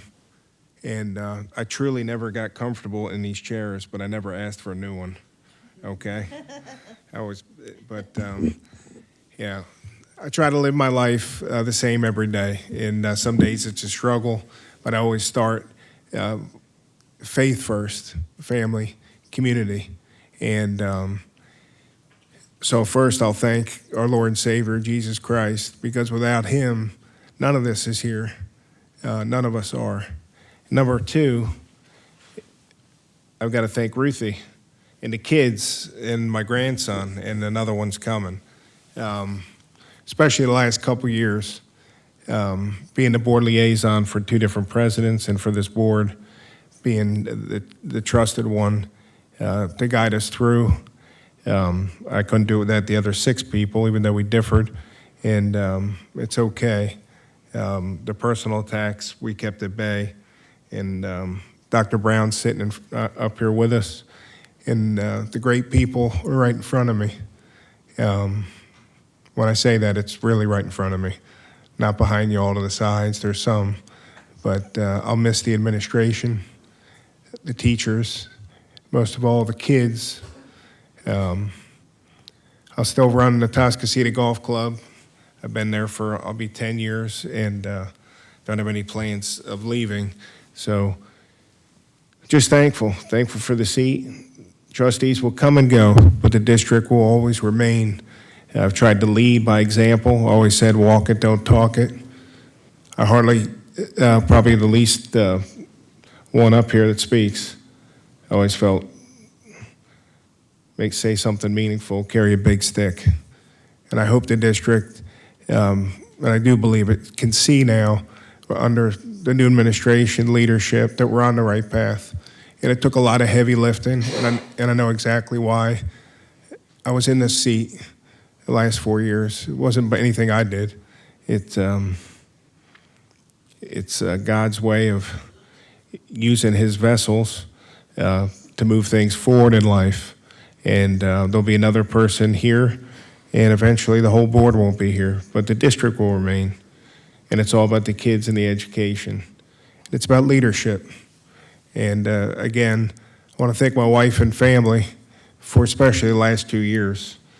To say hundreds of hours is an understatement, but I'm glad it was me, and thank you.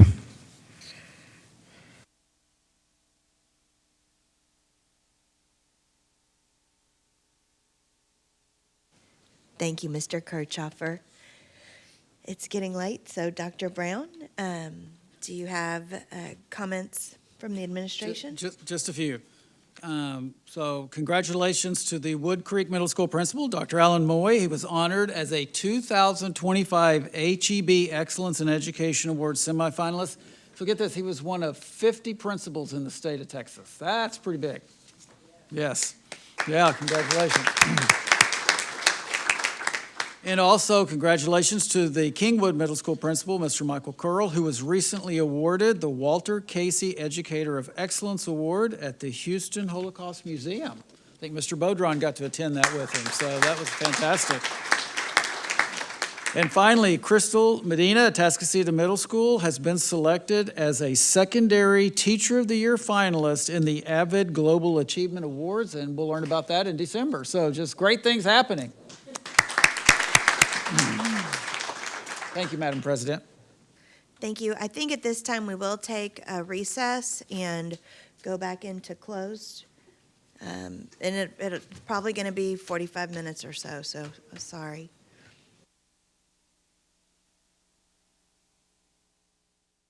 The time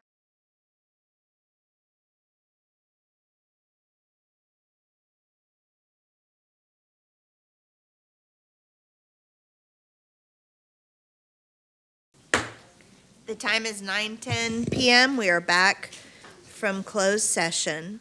Moving on to our next agenda item, action items from closed session. Item 5A, personnel recommendations. Mr. Scarfo, do I have a motion? Yes, Madam President. I move that the board approves the administration's personnel recommendations as presented in closed session with addendum. Is there a second? Second. Seconded by Ms. Lamont Dixon. Any discussion? All those in favor? Where's Mr. Holmes? Mr. Holmes.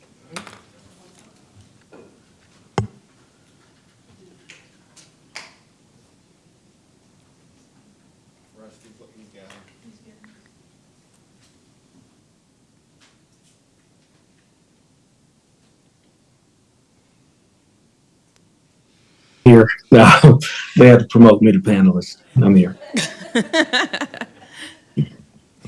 Okay, we'll reread the motion. Mr. Scarfo, can I have a motion? For which? You want me to read it over again? Yeah. Mr. Holmes didn't get to vote. Okay.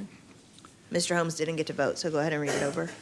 I move that the board approves the administration's personnel recommendations as presented in closed session with addendum. Second. Seconded by by Ms. Lamont Dixon. Any discussion? All those in favor? Item passes 6-0. 25-26 contract renewals. Mr. Scarfo, do I have a motion? Yes, Madam President, I move that to approve the contract recommendations for employees for the 2025-26 school year as presented in closed session in the contract listing, and further authorize the superintendent to provide all notices and take all actions necessary for the same. May I please have a second? Second.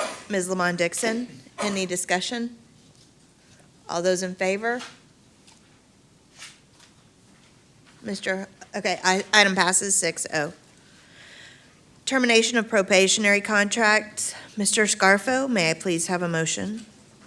Yes, Madam President, I move to approve the superintendent's recommendation to terminate the probationary contracts of the employees identified in this item in the best interest of the district, and to authorize the superintendent to provide all notices and take all actions necessary for the same.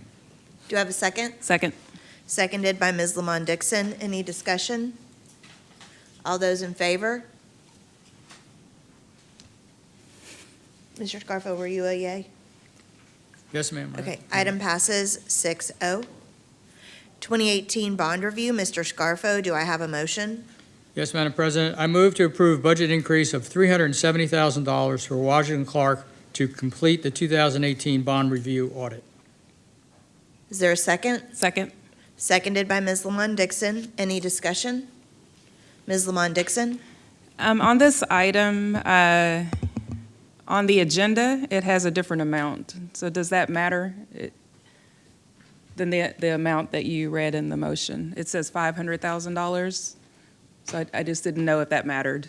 No, because the amount in the motion is less than what's posted on the agenda, so it should be. Okay, thank you very much. Anyone further? All those in favor?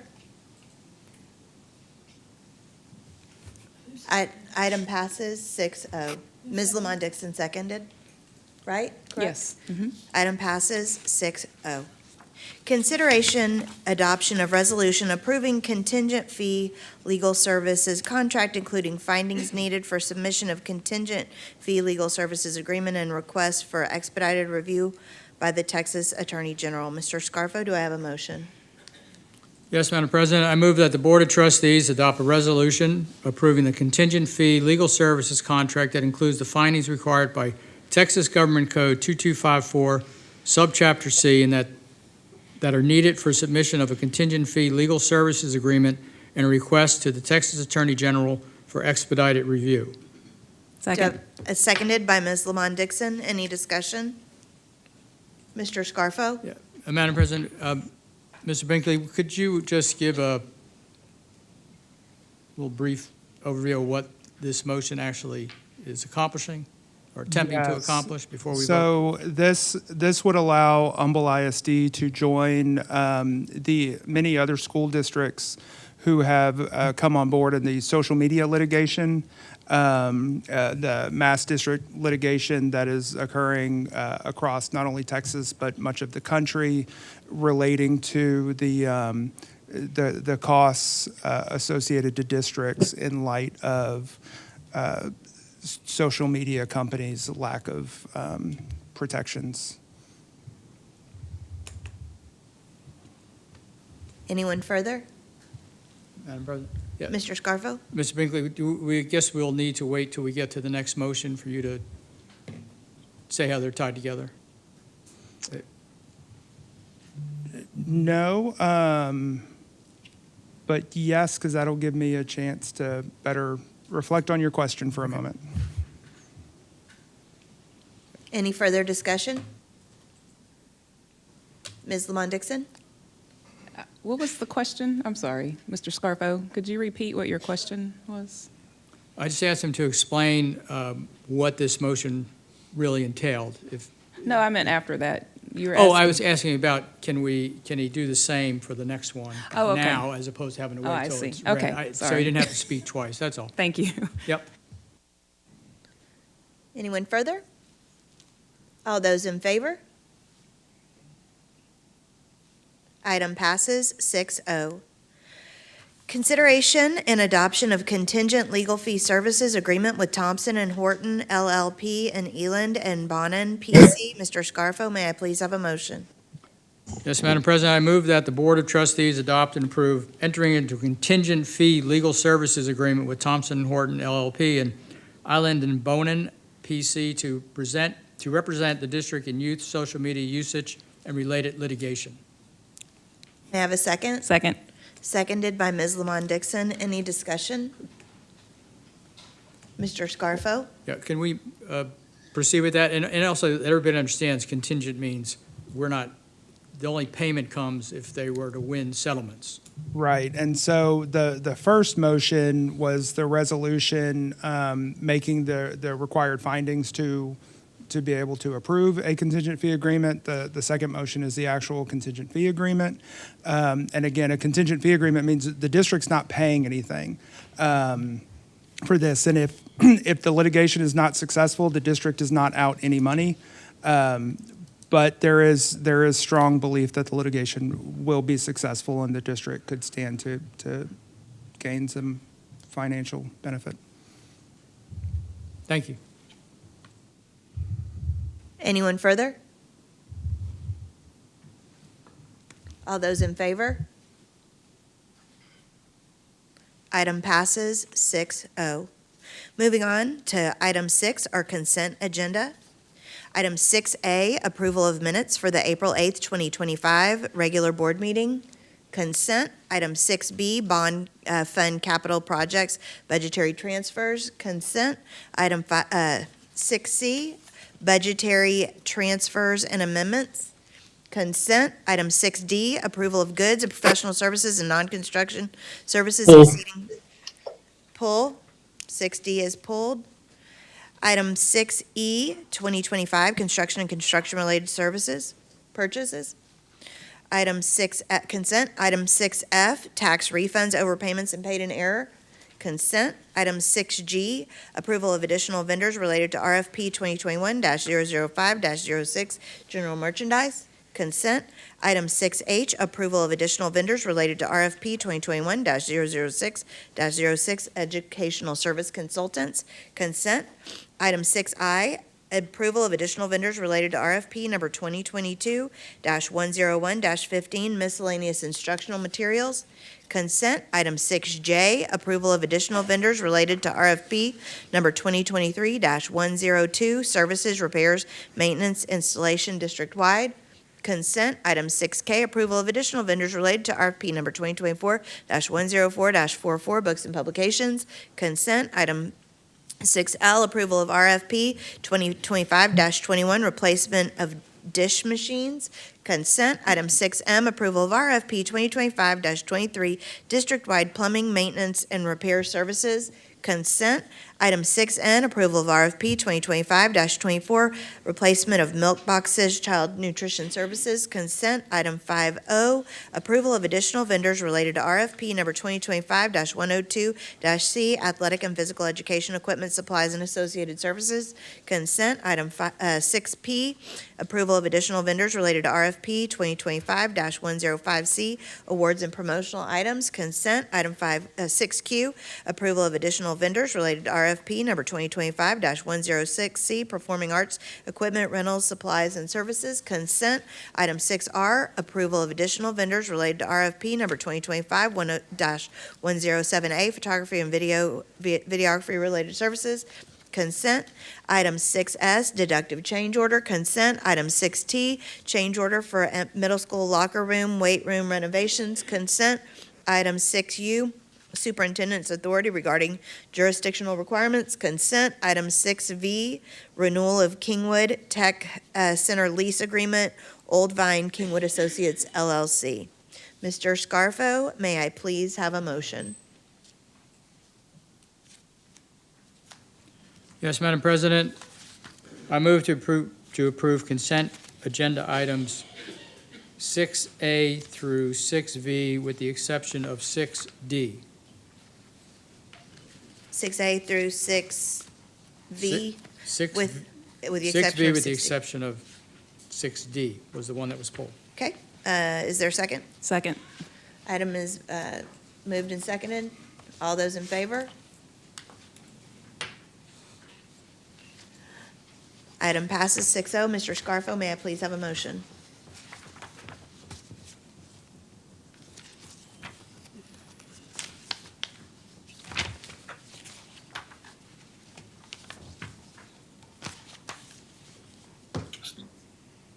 I move to approve the CH listing of vendors and estimated annual costs for contract awards and renewals for the purchase of goods, professional services, and/or non-construction services that are estimated to exceed $50,000 in the aggregate or $25,000 individually for the 2024-25 fiscal year.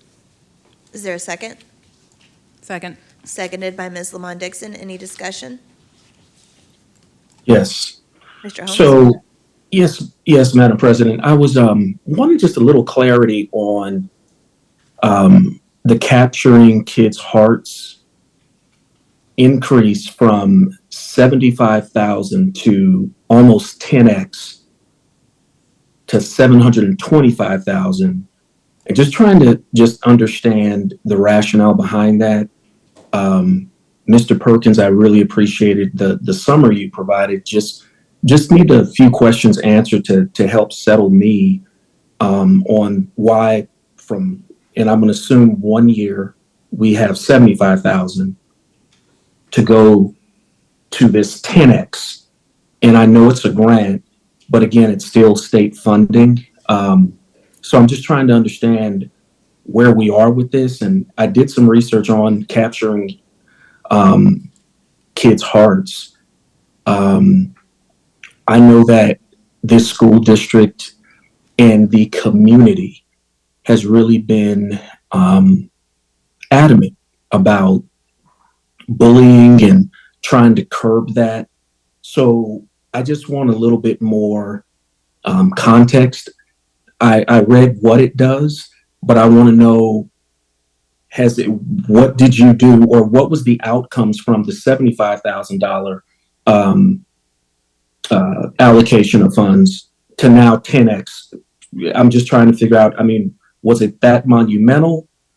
What happened? And would just like, again, a little bit more context and background. So, Mr. Holmes, I'll try to provide a little bit of context and background, but I may have also Dr. Lee come up and be able to. Okay. Yes, sir. Specific. We had several campuses who were requesting to do this training district wide, realizing when they did their campus needs assessment that maybe a weakness or something they could build upon was building relationships with kids. It cuts down on discipline referrals. It allows it brings all the adults on the campus together, including those paraprofessionals, office staff, all those positions that work with kids could potentially go through this training at each one of these campuses, and it does kind of transform the culture of the campus. You know, it's greeting kids at the door every day. It's things like that that will help improve those relationships between the adults and the kids on campus, which is designed to reduce the number of discipline referrals.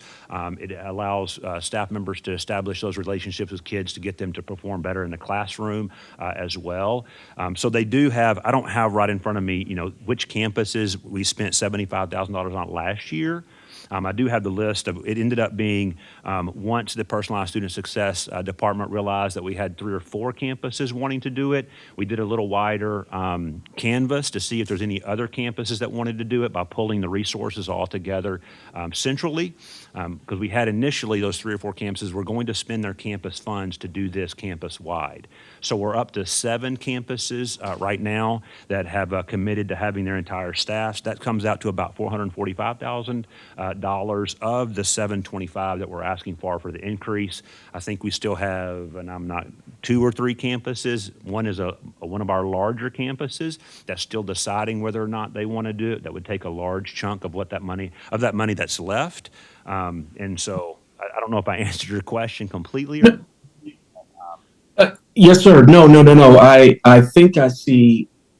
I think I understand.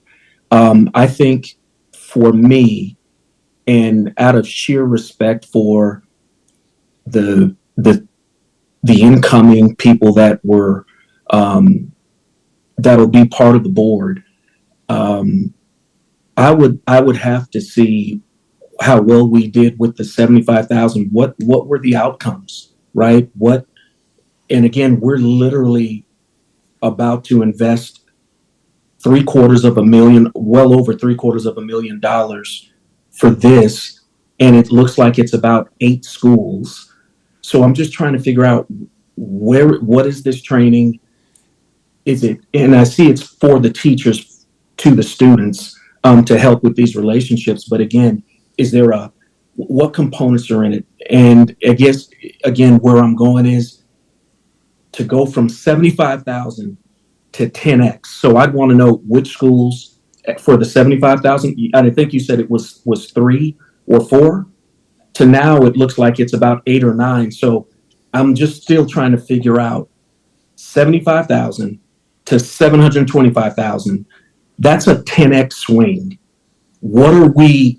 But I'm not looking at. I'm looking at an additional 4 to 5 campuses. So it's not making sense to me from a financial. It just just the quick back of the napkin eye test.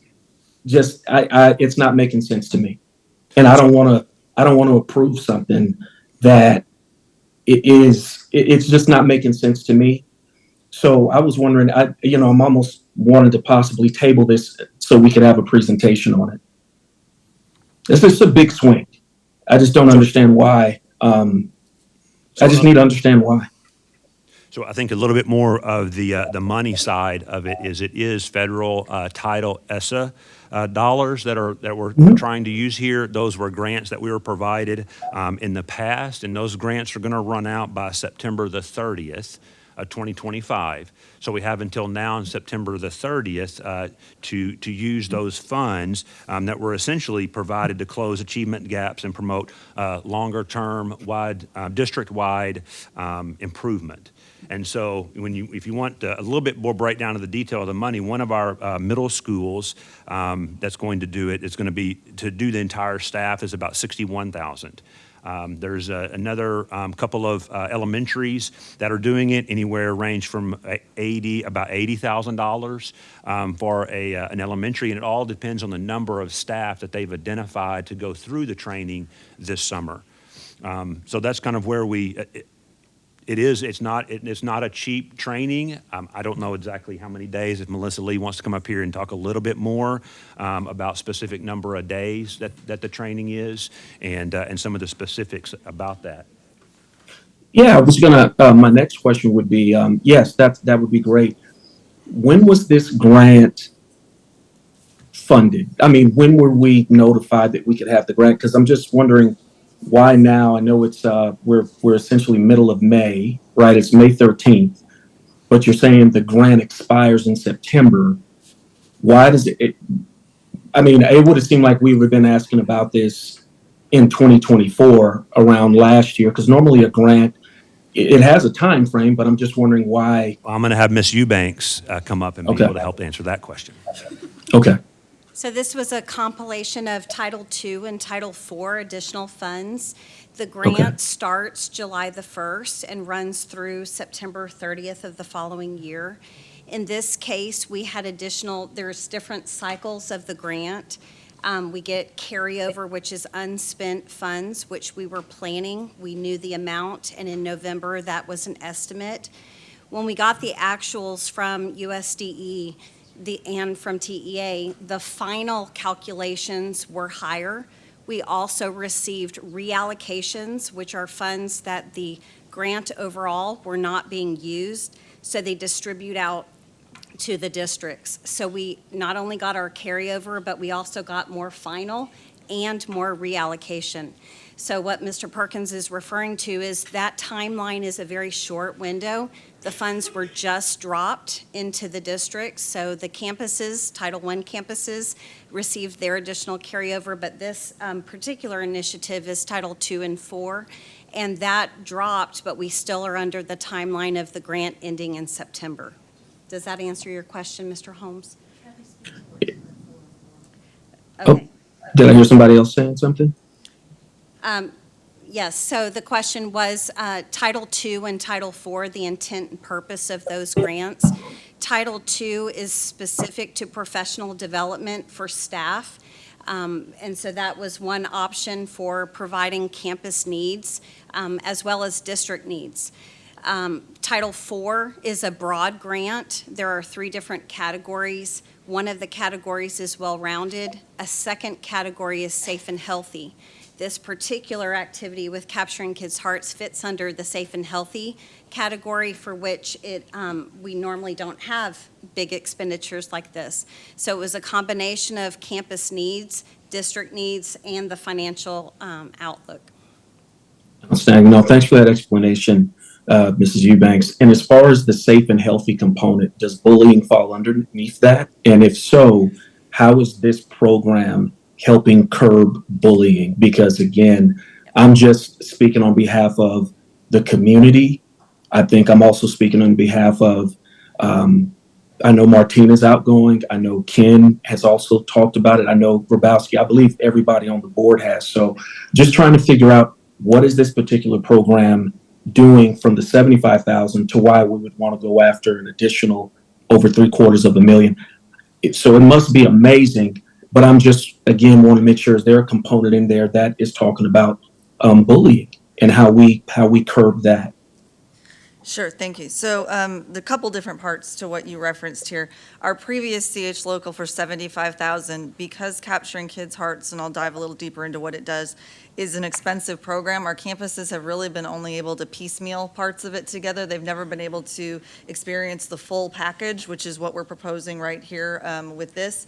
So they may have done a leadership training here or there, or a one-day training here or there, but this package that these campuses that Mr. Perkins referenced will be getting is a 2 2 full-day training when we come back in August, and then they get a coaching visit in the fall, a coaching visit in the spring, and they get access to the full curriculum suite for Capturing Kids' Hearts to use with their kids, which does, and their campuses as well, which includes everything for campus culture. It includes things like affirmations, meeting kids like Mr. Perkins said at the door every day, finding ways to connect with kids. It dives into just the healthy relationships, which ties into the bullying prevention that you're talking about. So all of these components are available with the full package, which, like I said previously, they've not been able to afford. And either way, even at just one of these campuses, they were going to exceed our CH local if they paid for it out of the Title I funds that they were given anyway. So when I realized multiple campuses were about to do this, we were going to be in violation of CH local no matter what if we didn't come back to the table. So that's when we tried to start reaching out to see if we could get a district-wide scope number together. I don't know that we're going to end up spending the full amount we've put out here. Like Mr. Perkins said, we're at about $450 right now, and if another campus comes on, it might be a little more. But we wanted to make sure we had covered all that was possible in case others came on last minute or found out about it and we didn't have time on this short window to meet the funds by September to come back to you. Understand. Does that Thank help you. answer all your questions? Nope. Madam President? Mr. Scarfo? Yeah. So is this in effect, though, a use it or lose it type situation where if we don't take the funds and apply it to certain, I'm sure there's parameters that have to be used, and so the 75,000 wasn't related to any, just one campus, it was just programs that might have been at different, so you, and reading the information this weekend, it seemed to me that what you're doing is adding a number of campuses. Correct. And that's why the number goes up. And it even says that I think even with the 9 campuses you were adding, it was only $440,000 of the total that you were, the incremental amount. And Minus the one high school. We haven't added them in yet, so I don't know what that cost would be. Okay, that's, I don't think that was part of that. But Yeah. but then it said, we're probably, and then Mr. Perkins' follow-up email to that was, well, we're looking to possibly have additional, mainly elementary schools, if I remember reading it correctly. Right now, we have several elementary schools, 2 Okay. middle schools, and possibly 1 high school that are Okay, looking at that's this fine. specifically. Okay, so, but again, going back to my original question, it is, if you don't go ahead and sign up to take the funds and utilize them in some manner by this date. That's a Kathy Eubanks expertise Okay. question. I'd just like to know for sure. That's how I understood it, but since So it's been. this year's, the 24-25 federal grant in September 30th, any of the funds that we don't use on Title II and IV will be carryover that we will receive next school year.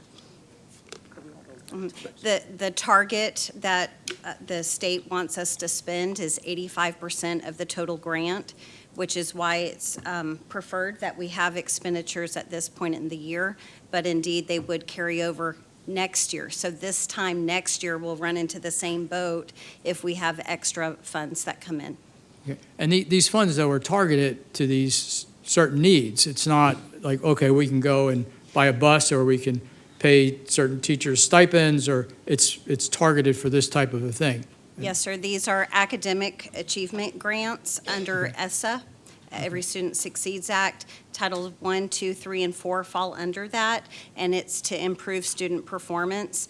In this particular case, Title II, like I said, is directed solely for professional development, and Title IV is that broad grant, and it allows in the well-rounded category, safe and healthy, and effective use of technology, all for the purpose of student achievement.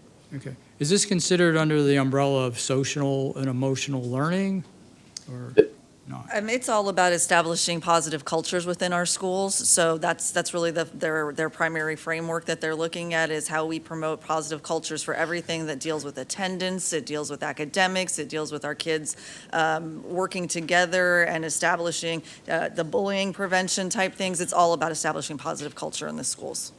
Okay, and I just bring that up because I have to be honest, I'm just talking for myself, I get concerned with things like SEL because it almost starts to, in my opinion, just me, speaking for me, starts to cross into indoctrination, and I don't care for that kind of stuff, so, okay, thank you. No, I'm good. Go ahead, please. No, I was just going to say, anyone further? Madam President, I just wanted to just share this. Thank you, Dr. Lee, Mr. Perkins, Mrs. Eubanks. I just was wanting clarity. But again, sounds like this is an amazing program. I did the research on it as well, and it looks fantastic. So again, just wanted to get some clarity on why. Again, we look like we threw in all of our chips to go in from that 75K to now well over $750,000. But I get it. Thank you for sharing, and understand. Appreciate it. Anybody further? All those in favor? Item passes 6-0. Next is action item 7A, instructional materials adoption and 2025-2026 certification of provision of instructional materials. Mr. Scarfo, may I please have a motion? Yes, Madam President. I move to approve A, the recommended IMRA Cycle 2024 Math and New Course Instructional Materials to be purchased through the Instructional Materials and Technology Allotment. B, the Open Education Resources Transition Plan for Blue Bonnet Learning Math Instructional Materials. And C, the Annual Certification of Provision of Instructional Materials form for 2025-26. Do I have a second? Second. Seconded by Ms. Lamont Dixon. We will now have a presentation from Catherine Eubanks. Good evening again. I appreciate the opportunity to speak tonight on behalf of the IM adoption process and share the strategic recommendations that have been developed, all aimed at aligning with our shared goals and driving meaningful progress for all students.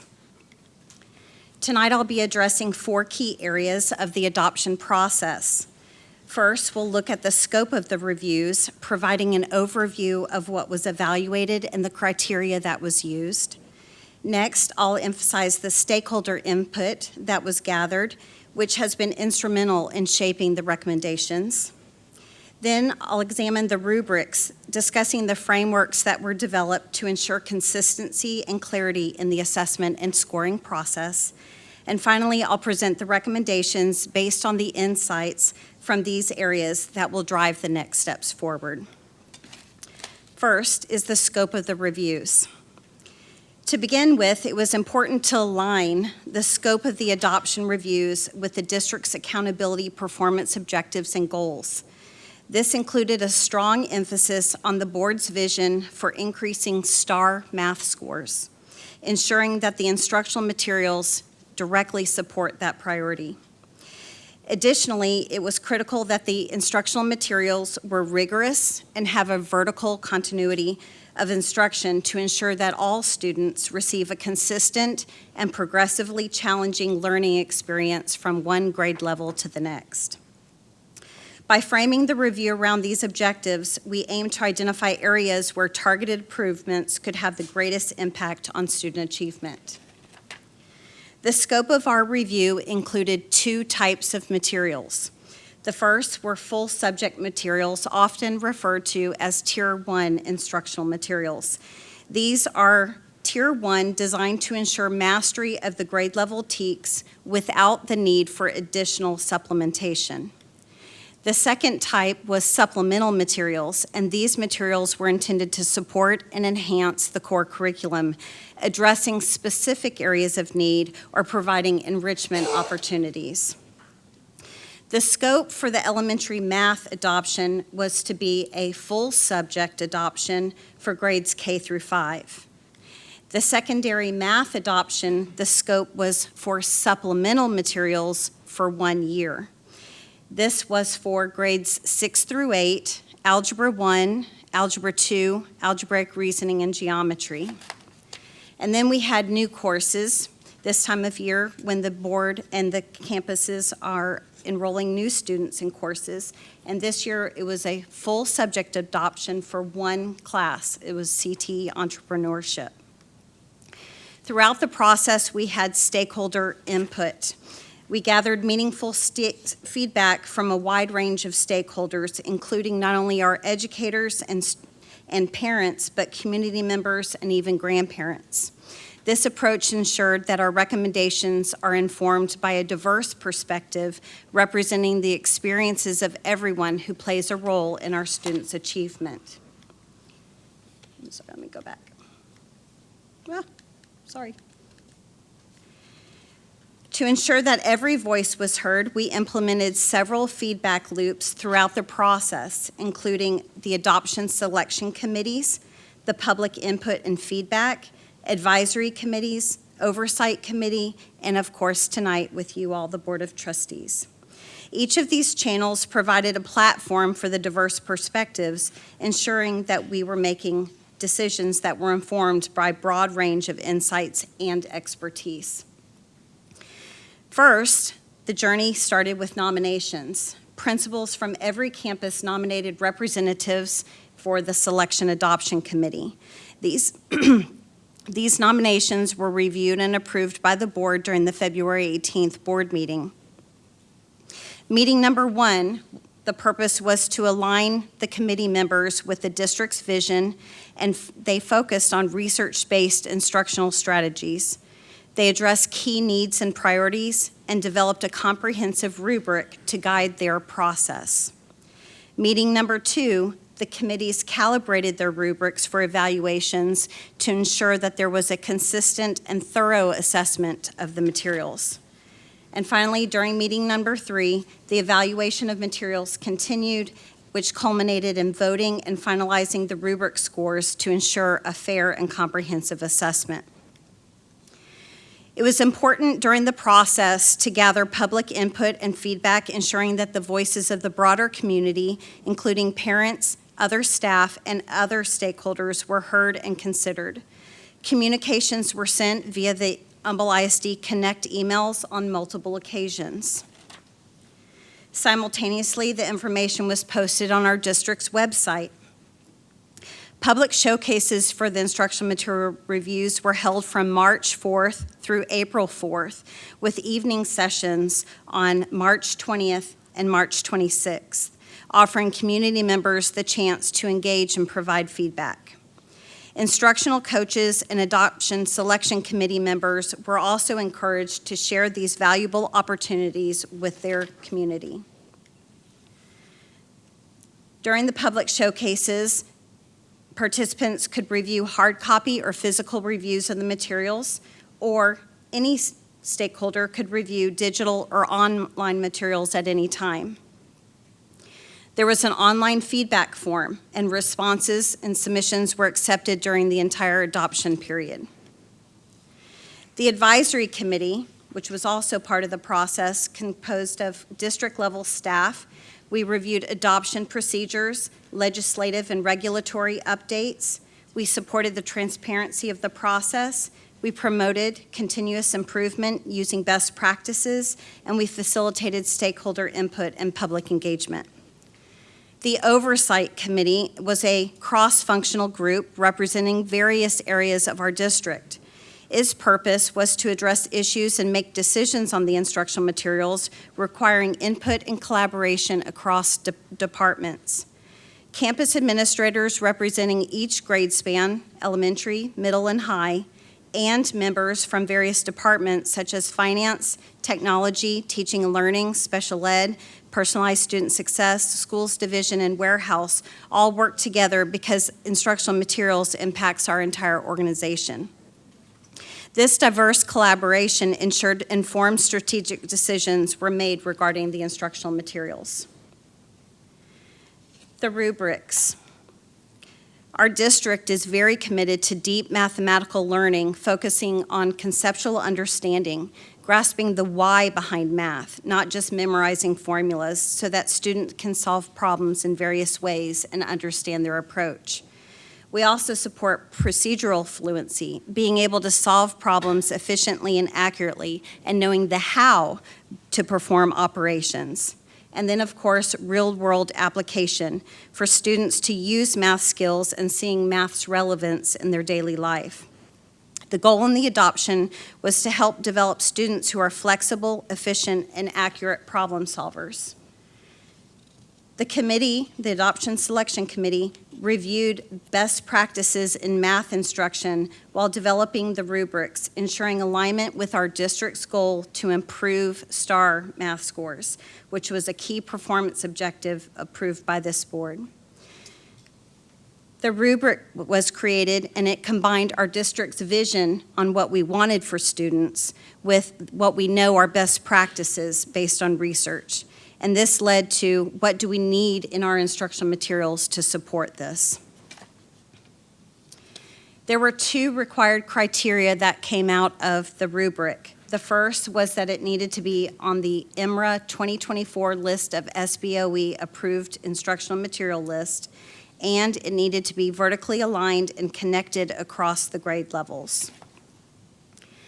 Elementary Math Committee brainstormed ideas in several areas, as you can see on this screen, and those brainstorms in the first meeting led to the creation of their formal rubric, for which they used to score. Secondary Math also developed and went through a similar process, brainstorming ideas, coming to consensus, and developing their rubric. On all of those elementary and secondary rubrics, there were 3 categories: instructional approach, student supports, organizational design, and functionality. And in that, there were high impact criteria that were identified, 3 from instructional approach and 1 from student supports. In addition, having interactive digital tools that were compatible with our current ISD platforms and mobile devices and Chromebooks were also important. Once the rubric was developed, the committees calibrated and differentiated between the different rating levels. They were very specific about what each number meant and then connected that to the materials they were evaluating. After the rubrics were created and calibrated, committee members began evaluating the materials with all learners and teachers in mind, considering grade spans, special populations such as English learners, special ed students, advanced learners like GT, technology use, Spanish resources, and feedback from a pilot. As campus representatives, the members also gathered input from their staff to ensure broad and inclusive perspectives. Additional considerations included district-wide support structures from the teaching and learning team, the fact that our district is not a one-to-one technology district. Parent access was important, as well as Spanish translations for our EB students. They considered the need for data and curriculum in one place for easy online teacher-facing materials.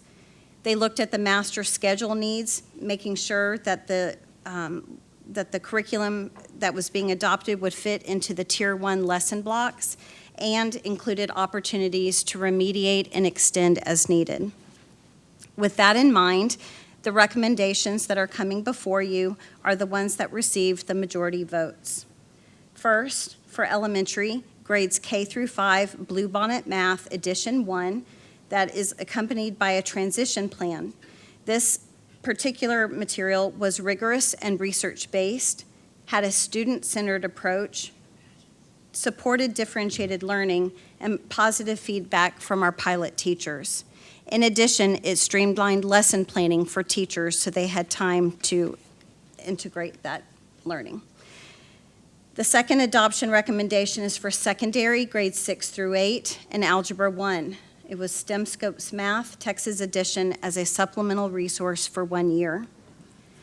The next recommendation for Algebra 2 and Geometry is Agile Mind, Texas Edition, also supplemental for 1 year. Finally, for secondary grades 6 through 7, Bluebonnet Math Edition 1 was selected only for a pilot for this next school year. Why a pilot? They looked at the need to bridge a gap from elementary conceptual learning to grade 6, a need to focus on what is best for student learning, the need for more data, K-12 vertical alignment, and this year there were limited options. They were hopeful for more to be on the list next year. So next year they hope to revisit for long-term. If approved, the materials will be ordered in May and June for implementation during the 25-26 school year. So people are probably wondering, what about all the media headlines? So yes, the recent media attention is around Bluebonnet learning curriculum. However, majority of those headlines are related to the reading, language arts materials, not necessarily the math curriculum that is being recommended tonight. Our district's adoption of Bluebonnet Math, as you can see, was comprehensive and was a stakeholder-driven process. Educators and other stakeholders carefully reviewed all of the curriculum components. Curriculum staff even checked specifically for religious references and found none.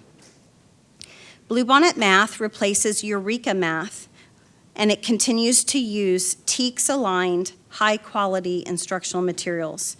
It reflects incredible academic rigor that has supported student success in math. This curriculum is about teaching math effectively. So tonight, we're pleased to welcome 4 campus leaders who have piloted Bluebonnet Math this past spring. They will share firsthand insights on how the curriculum is supporting their students and teachers and shaping instruction, offering a clear look at its impact and potential. This is a valuable opportunity to hear how the work is already making a difference. So tonight we have Robbie Moreau from Foster Elementary, Brooke Smart, Oak Forest Elementary, both instructional coaches, and then we'll hear directly from teachers from Maplebrook Elementary, Audie Huberty and Kristen Amador.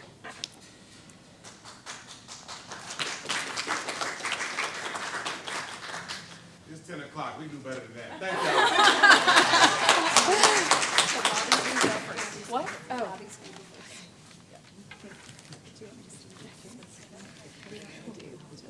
Well, thank you for the opportunity to speak tonight. 10 o'clock, my watch is dead. But my name is Robbie Morrow, and I am the math instructional coach for Foster Elementary. This past January, my 3rd through 5th grade teachers had the opportunity to begin implementing the Bluebonnet curriculum. In the beginning stages of implementation, we started with clear expectations for all involved, which helped support everyone. Teachers became knowledgeable about the different components of the curriculum and developed these new routines with the students. These components included a fluency activity where students work on efficiency and their fluency with numbers. An application problem where students are able to apply their knowledge of previous or current concepts to real-world situations. And finally, the concept development, which includes the core instruction of the day. Within the concept development, teachers provide opportunities for students to learn and explore new concepts. It also concludes with practice, a debrief, and an exit ticket where students can demonstrate their understanding of the learning outcome for the day. Once teachers learned the routines and established them within their classrooms, they became more comfortable making the lessons their own. The curriculum provided the core ideas and what they were to be teaching, but then teachers started developing their own ways of delivering the instruction while still following the curriculum. Teachers appreciated the structure that the Bluebonnet lessons provided, as well as supports that were embedded. The district math department was also very supportive in providing documents that helped bridge between the curriculum and our district needs. As a coach, I was able to see the big picture and notice the thoughtfulness that went into the sequence of lessons within a grade level, but also across grade levels. I have been able to see how the modules make connections between concepts, such as embedding fractions with 5th grade area lessons. These connections have shown teachers how we are no longer teaching key concepts in isolation, but rather weaving multiple concepts together. Concepts within the curriculum's modules also move from more concrete and hands-on lessons towards more abstract, where students are applying their new understandings. Overall, the implementation of the Bluebonnet curriculum with Foster Elementary has been meaningful. It strengthened instructional consistency across classrooms, but also empowered teachers to take ownership of their teaching while maintaining fidelity to the curriculum. As a math coach, I was able to witness the growth in teacher confidence as well as competence. I look forward to continuing to support the journey as we deepen our practice and help all students build strong, connected mathematical foundations.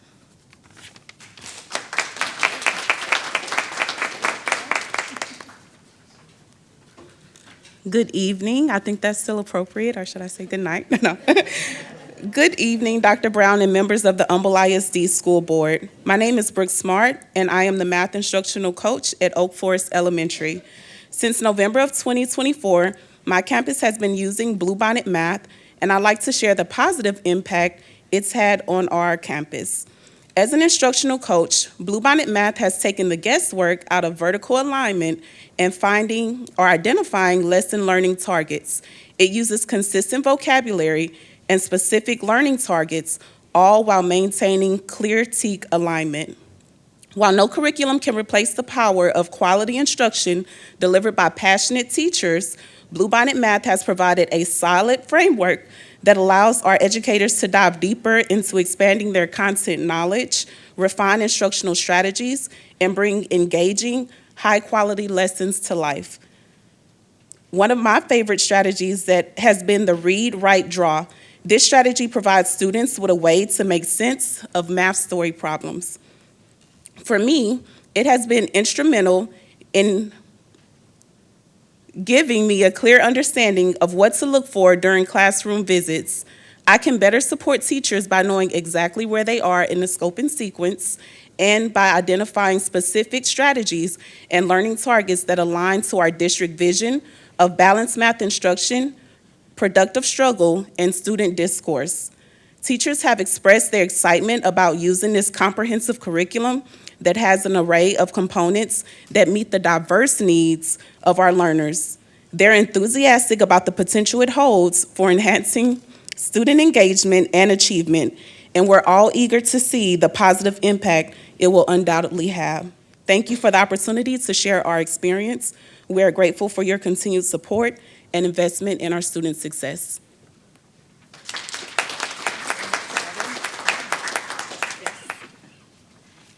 Good evening, Dr. Brown and board members. My name is Kristen Amador, and I'm a fourth grade teacher at Maplebrook Elementary. I've been teaching math and science for 13 years. My name is Audie Huberty, and I'm a fourth grade teacher at Maplebrook Elementary also, and have been teaching math and science for 14 years. We are also both proud graduates of Humble ISD. Tonight, we want to share with you what we like most about the Bluebonnet curriculum and let you know about a few features we find most beneficial in our classrooms and our planning. Bluebonnet Math is a curriculum that allows critical thinking, provides opportunities for differentiation, and aligns them with the TEACs.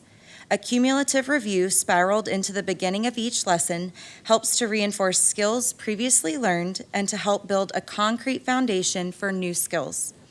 Lessons are straightforward and structured and provide students with the opportunity to get a clear understanding of what they are learning. Bluebonnet has questions already built into the curriculum and even has anticipated responses from students. The questions progress in difficulty, helping all students build toward mastery. Many questions are open-ended, encouraging critical thinking and classroom dialogue. The questions provide quick insight into student understanding without needing a formal assessment. A daily lesson begins with fluency practice, moves into an opportunity for application, then concept development where new concepts are introduced, a time for independent student practice, and then the student debrief, which allows for teachers to clear up misconceptions or misunderstandings and invite students to reflect on their learning. Targeted exit tickets are one of the most valuable pieces for teachers and students because it allows teachers to monitor in real time and provides immediate feedback for progress monitoring. Teachers can use this information to guide their small group instruction, clear up misconceptions immediately, and allows teachers to adjust instruction before moving on. Thank you guys for your time.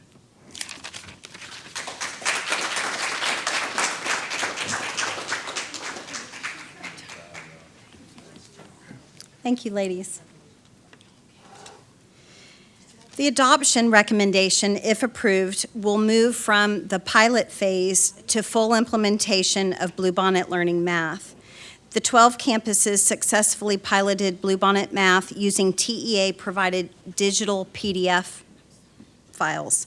We are now seeking approval for the full adoption version, which includes professionally bound teacher manuals, implementation videos for use during PLC time, daily lesson facilitation slides that are fully editable by the teachers, digital star-aligned assessments and reports, student workbooks for every student to experience hands-on real-time math practice, digitized teaching tools to enhance instruction and student engagement, and a complete set of math manipulatives for every math classroom. These adoption recommendations ensure our teachers have the full suite of resources they need to deliver high-quality math instruction to support student growth and excellence across the entire district. I hope this information provided valuable insight into the adoption process and the recommendations that have been submitted for your approval. Do you have any questions? Ms. Lamont Dixon? Hi. Thank you so much. That was an excellent presentation, and I really do appreciate the teachers and the instructional specialist feedback as well. So I just wanted to ask a few questions on one, when you had the curriculum review, were there a lot of community members that attended? I mean, I know it was open. We got emails too, but did a lot of people attend that? We don't get a lot of traffic through, but we don't keep a count either because we're all busy working, so we all cover the room down there. So it was in and out during the entire process. Okay. Yes, ma'am. Thank you. And then you mentioned 3 curriculums. So you said Bluebonnet for K through 5. What was the second one? I got the third one, Agile Mind. What was the one in between for secondary? Nope, I can't go back. Yeah, it's STEM? STEM Scopes. STEM Scopes, okay. Yes, ma'am. So we have Bluebonnet Math K to 5. Mhm. We have Accelerate Learning, which is STEM Scopes, grades 6, 7, 8, and Algebra 1. We have Agile Mind for Algebra 2 and Geometry. And for the new course CTE, which I failed to mention, I apologize, is a Cengage product, Entrepreneurship, Ideas in Action, Edition 7. Okay, and it seemed like even though those 3 are separate curriculums, that there was vertical alignment from the feedback that you got from the teachers and the people on the committees. Yeah, so remember that the scope for the secondary was for a supplemental 1-year support until there are additional materials for review in hopes of next year going for a longer term. Okay, and then last, basically, I just wanted to ask, like, with Bluebonnet in particular and the other 2, do you feel like it's strong for students who need to move ahead and also strong for students who struggle in math? I'm just asking, look, you know, I had 4 kids, went through the district, all did well, but I paid for Kumon for a very long time, which is a small fortune. So I'm just curious, when students want to move ahead, are you able to capture that with the curriculum as well? Is it So flexible? I can speak from my knowledge, and then I can reference Rachel Smith. The curriculum that is being adopted includes those remediation and the extension pieces, and I'll let Rachel speak to more. So embedded within the curriculum are opportunities for differentiation and scaffold. So you will find in there that throughout there are teacher notes, there are guides, there are problem sets, there's many components that allow for both the scaffolding down or up to meet the needs of all the students. Okay, thank you for using the education language. I appreciate that, differentiation and scaffolding. So that's basically it. And I mean, I guess the only other thought was, so that would also capture a student who's really good with mental math, and it wouldn't penalize that student as well, right? Absolutely not. Okay. No, as a matter of fact, the fluency component is a component, that first one that they spoke about. Yes. Where they can exercise that mental math. Okay, thank you so much.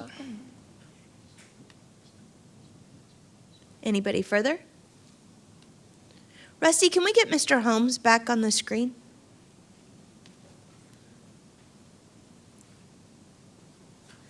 Mr. Holmes, did you have anything? No, I did not. Thank you. Madam President. Good presentation. Mr. Scarfo? Yeah, thank you. Just one follow-up, so I sent a couple of questions to Dr. Brown Sunday evening regarding this. And by the way, Ms. Hayhurst and team, it was a great presentation in the budget package, I'm sorry, the agenda package with all the information. It was very detailed and pretty much into the weeds. So it was great to be able to see that and read all that.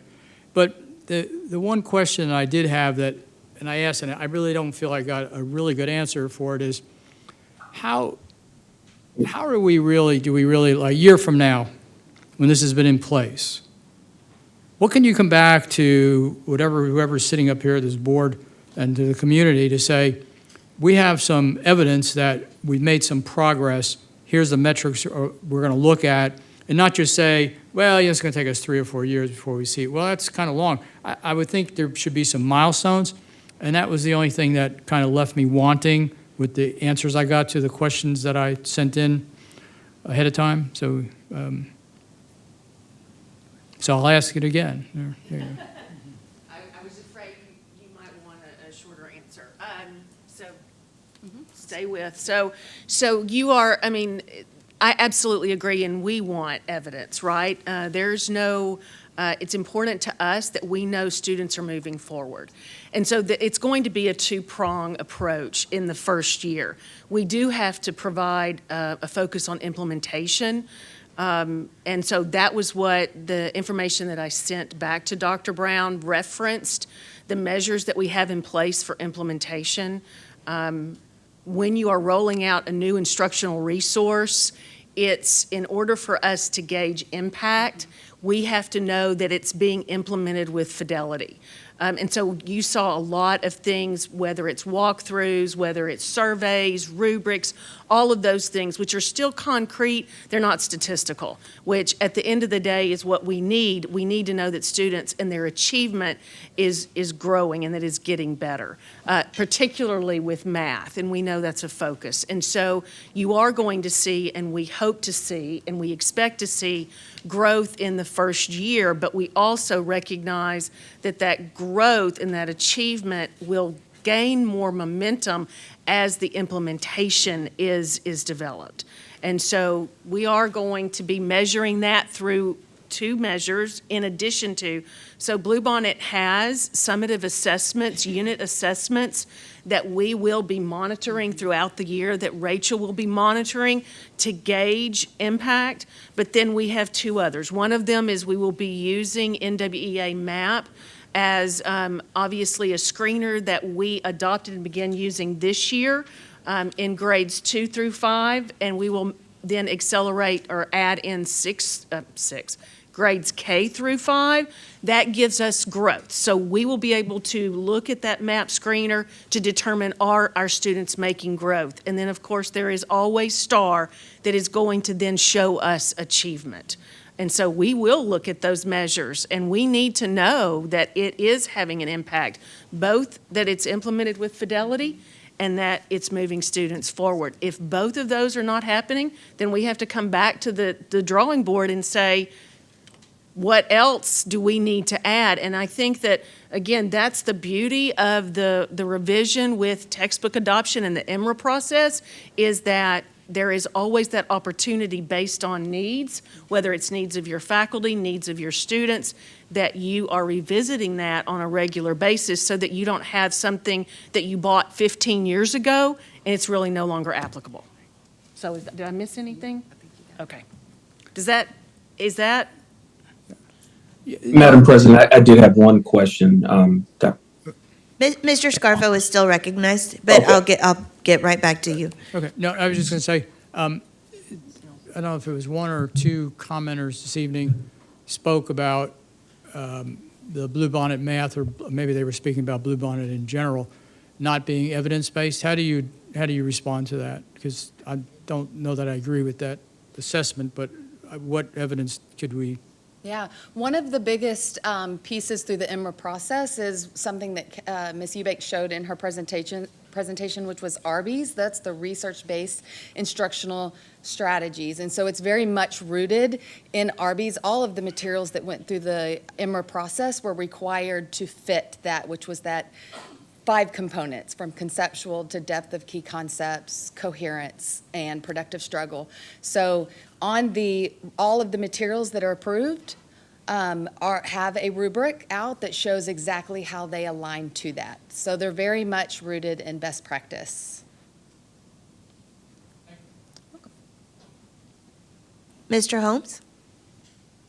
Yes, quick question. So how often are these assessments going to be done periodically throughout the year? And I would like to see on a rolling basis if it's every quarter, but I just don't want to wait a year or 6 months, because if we're not if we're not tracking properly, we definitely want to make sure that we're altering what we're doing. So those assessments, how often are they given?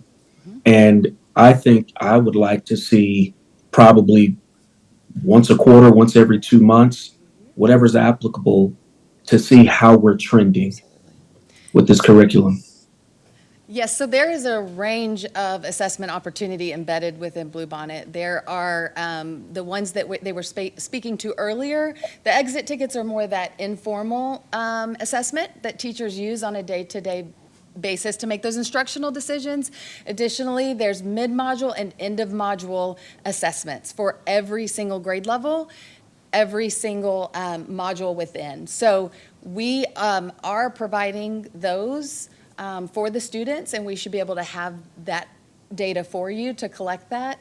Additionally, we're providing benchmark assessments, and so there's going to be multiple ways that we can capture that data. Those module assessments cover that unit, if you will. There's usually anywhere from 6 to 8 modules over the course of a year. So we would have those throughout the year. More summatively, we would have district benchmark assessment data as well. So, and one other thing, Mr. Holmes, I want to add here is that a quick little plug for the work that I know the board has started in regards to goals and district improvement plan. And so one of the things that we will plan on providing is that quarterly report, which is part of the district improvement plan and part of the plan for learning. And so your request goes absolutely hand in hand with the direction that Dr. Brown and the team that we're moving in. So. Thank you. Perfect. Okay. Lots of data. Anybody further? Ms. Huberty, I was so excited to see you in the audience, so thank you for being here and bringing your friends. And sorry to keep you here. Very scary up there, but then I got to see you. Well, I appreciate you being here. I'm sorry it's so late. I'm so sorry. Sorry. All those in favor? Item passes 6-0. Y'all go home and get some sleep. Thank you so much. Information items, item 8A, intruder detection audit. Mr. Perkins? Yes, ma'am. The Texas School Safety Center conducted an intruder detection audit pursuant to legal requirements. 5 schools were reviewed. 1 finding was identified across all campuses reviewed. All corrective actions will be completed by Thursday of this week. Further detail has been provided to the board in executive session for the purposes of safety and security. Are there any questions or discussion from the board regarding this item? Does anybody have a committee update? I do. Mr. Scarfo? Yeah, thank you, Madam President. Just from Building and Planning. I just wanted to take a few minutes to thank all of the community members in our Foster Elementary attendance zone who came to and participated in the community meeting last evening. I want to thank you for clearly expressing your concerns and wants for the campus. And I'll tell you, even though the speakers and attendees had great passion and assertiveness, I greatly appreciate the civility and respectfulness that was shown. And that went on for close to 2 hours. That was great. I've chaired the Building and Planning Committee this past year, so I take the blame for dropping the ball on this important project in terms of not recognizing soon enough concerns of our foster community. And I'm known for asking a lot of questions, which I know has annoyed some people over the years, but this time, apparently, I did not ask enough questions, and I apologize for that. So how do we move forward with the issues that were raised? One solution to address limited green space and play areas would be to move the detention ponds underground. Additionally, we can come back and do it a year or so after the campus opens. I mean, that's another option in the options. But the first option would result in current student staff dislocations continuing probably at least 6 months beyond the current, if I'm got it right, August 2026 opening date. And then also that could impact whether that delay in site prep also delays bringing power to the site, which could delay some of the building competition. It's kind of like a set of dominoes. But we'll have to find out what could be done to expedite the power connections. You know, the second option would mean construction with students on site, which I'm not ever crazy about that idea when it's in such a small, I'm going to say postage stamp compared to newer elementary schools that were bought where land was plentiful. And also, if we wait a year, 2 years, the construction costs due to construction inflation are going to be much, much higher.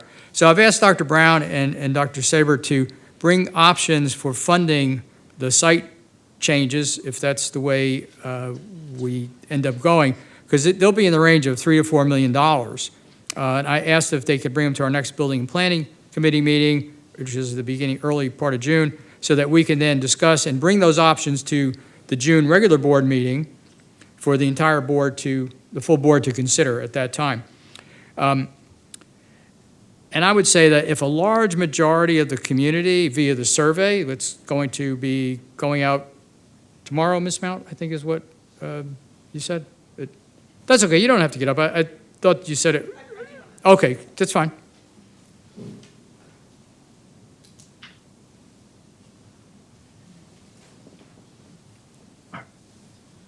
Tomorrow, there'll be a communication with the video from the community input meeting and a link to the website.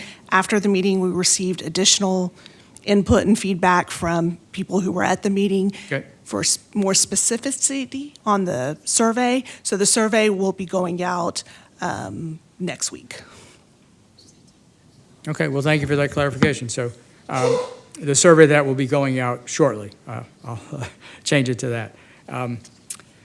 And so I asked that we'll look at some of those things. And I'll tell you, one funding source that comes to my mind that would get us pretty close to that $3 to $4 million target is, yes, if the board was to decide to go with the scaled back version of the detention pond for the Humboldt High School complex, for that pond there, for that detention pond, for what I'll refer to as the Bellagio option. It's very high priced. If we go with the new option that was brought to the board's consideration last month, and that will finalize, I guess, we will look at that either June or July. That will save us about $3 million. So on the scaled back option versus the original. So I think that's a good chunk of money to get us to that additional amount that it would cost us. So again, I look forward, and I know the entire board looks forward to getting the survey back from all the very engaged community members. And again, I'd like to thank them all for their participation and the way they participated last evening. And again, I apologize for my part in that whole process and not getting to it sooner. Thank you, Ms. Thank you, Mr. Scarfo. Anybody further? Item 8, we did that. Item 8C, State and Federal Programs Report. Any questions or discussion from the board regarding this item? Our last item is 7D, Financial Services Report. This is a monthly administrative item. Any questions or discussion from the board regarding this item? Moving on to our real last item is item 9A, Canvass election returns to declare the results of the May 3rd, 2025 Board of Trustee elections. Mr. Binkley? Yes, Madam President, before you begin with the canvass, I did want to provide the board and the public a little bit of information. The district is required to canvass the election results by the 11th day after the election under the Texas Election Code, Section 67.003. As we've heard, there is currently a petition for a recount pending and a challenge to a candidate's eligibility. However, under Texas law, neither of these would affect the district's obligation to canvass the election results. As it pertains to the petition resolution for recount. Election Code Section 212.033 provides that the submission of a recount petition before the canvassing authority completes its canvass does not delay the canvass for the office or measure involved in the recount. However, the canvassing authority is required to make a notation on the tabulation of any office or measure involved in a recount, and that is on your tabulations tonight. Regarding the challenge for eligibility, Election Code 145.005 provides that if the name of a deceased, withdrawn, or ineligible candidate appears on the ballot, the votes cast for the candidate shall be counted and entered on the official election returns in the same manner as for the other candidates. I do want to point out that there has been no determination or declaration of ineligibility, but should that come to be at any point, we are still required to canvass, and the code provides that. Ultimately, canvassing the election doesn't automatically seat the candidates. There still has to be a certificate of election, an officer statement, a swearing in. The board is not seating any candidates tonight, and tonight's canvassing does not preclude these challenges. Can you read that one more time? Deceased, withdrawn, or ineligible? Can you please reread that? Yes, so Texas Election Code Section 145.005 has two sections. Section A provides that if the name of a deceased, withdrawn, or ineligible candidate appears on the ballot, the votes cast for the candidate shall be counted and entered on the official election returns in the same manner as for the other candidates. Subsection B states that if the deceased, withdrawn, or ineligible candidate receives the vote required for election, the resulting vacancy shall be filled in the regular manner. So whether a candidate's declared ineligible, withdraws, or becomes deceased during the time of the election, if they were on the ballot, we have to count those votes. Again, the canvassing doesn't preclude the challenges that are in place, but we are required to canvass. Thank you. A quorum of the Humble Independent School District Board of Trustees consisting of Trustee Chris Parker, Ken Kirchhoffer, Marcus Holmes, Virtual, Mike Grabowski, Martina Lamont Dixon, and Robert Scarfo, having canvassed the results of the May 3rd, 2025 Board of Trustees election, declare the results as tabulated by the Harris County Clerk and attached to this report to be final results of the Humble Independent School District trustee election held in Harris County, Texas on May 3rd, 2025. The results are as follows. For Humble Independent School District Board of Trustees, Position 1, 5,945 votes for Oscar Silva, 4,527 votes for Gracie De Leon. For Humble Independent School District Board of Trustees, Position 3, 5,223 votes for Natalie Carter, 5,263 votes for Chris Parker. A petition for recount has been filed in this race. For Humble Independent School District Board of Trustees, Position 4, 4,066 votes for Brittany Brown, 3,197 votes for Ken Kirchhoffer, 3,237 votes for Tracy Shannon. For Humble Independent School District Board of Trustees, Position 5, 1,374 votes for Judy Castillo, 5,562 votes for Elizabeth Shaw, 3,523 votes for Scott Ford. The attached certificate report indicates for each candidate the total number of votes received in each precinct and the sum of precinct totals tabulated along with the total number of votes in each precinct who cast a ballot in the election. Mr. Scarfo, do I have a motion? Yes, Madam President. I move to approve the results for the May 3rd, 2025 election for Board of Trustees and declare the winners. Do I have a second? Second. Any discussion? Mr. Grabowski? Counselor? Just on the agenda, it's a little bit that we're declaring the winner. We're just basically, as the board here, agreeing with Harris County and the vote totals. Is that a correct statement? Yes. Okay. And secondly, are you allowed to say what our policy is should either the recount or the issue with residency, or if somebody, God forbid, had died beforehand, what happens if that person was in the lead is no longer in the lead? How do we get the next trustee? Are you allowed to go into that? You mentioned the recount and the ineligibility question. Those are actually two very separate and distinct processes. Either way, the district is going to follow the law. We're going to abide by the election code, Texas case law, and any court orders that are issued. When it comes to the recount, if the recount were to ultimately result in a change in the winner, the board will have to come back and recanvass that race under the law. As far as the ineligibility question goes, if the successful candidate were found to be ineligible after having been included on the ballot, now whether that eligibility was declared in April prior to early voting or in 3 days after the canvass, either way, under the law, under 145.005, it does create a vacancy in that position that the board then fills through either appointment or special election. Okay, so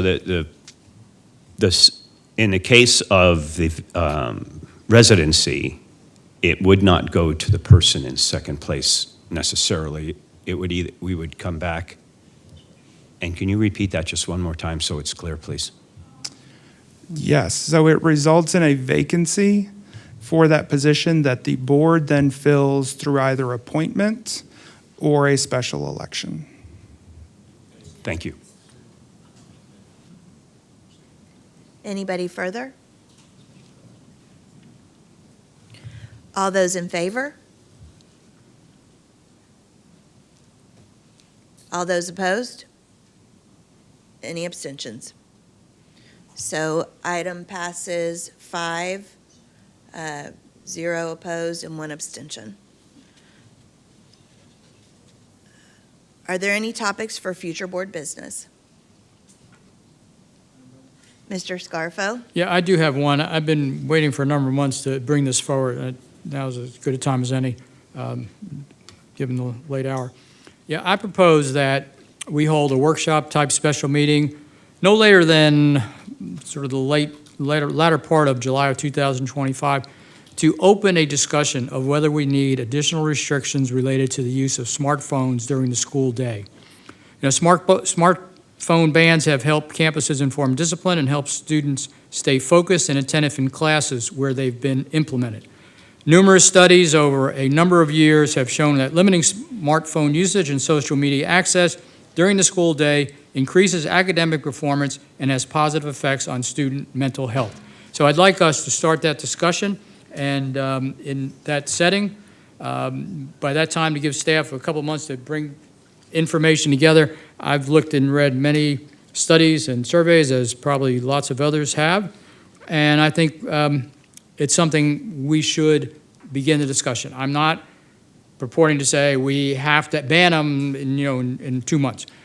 We need to at least discuss it because the board may decide, and with community input, they don't want to do that. They want to leave things the way they are, and that's fine. But I think at least we should be open to starting and having that discussion. Is there an appetite for that item?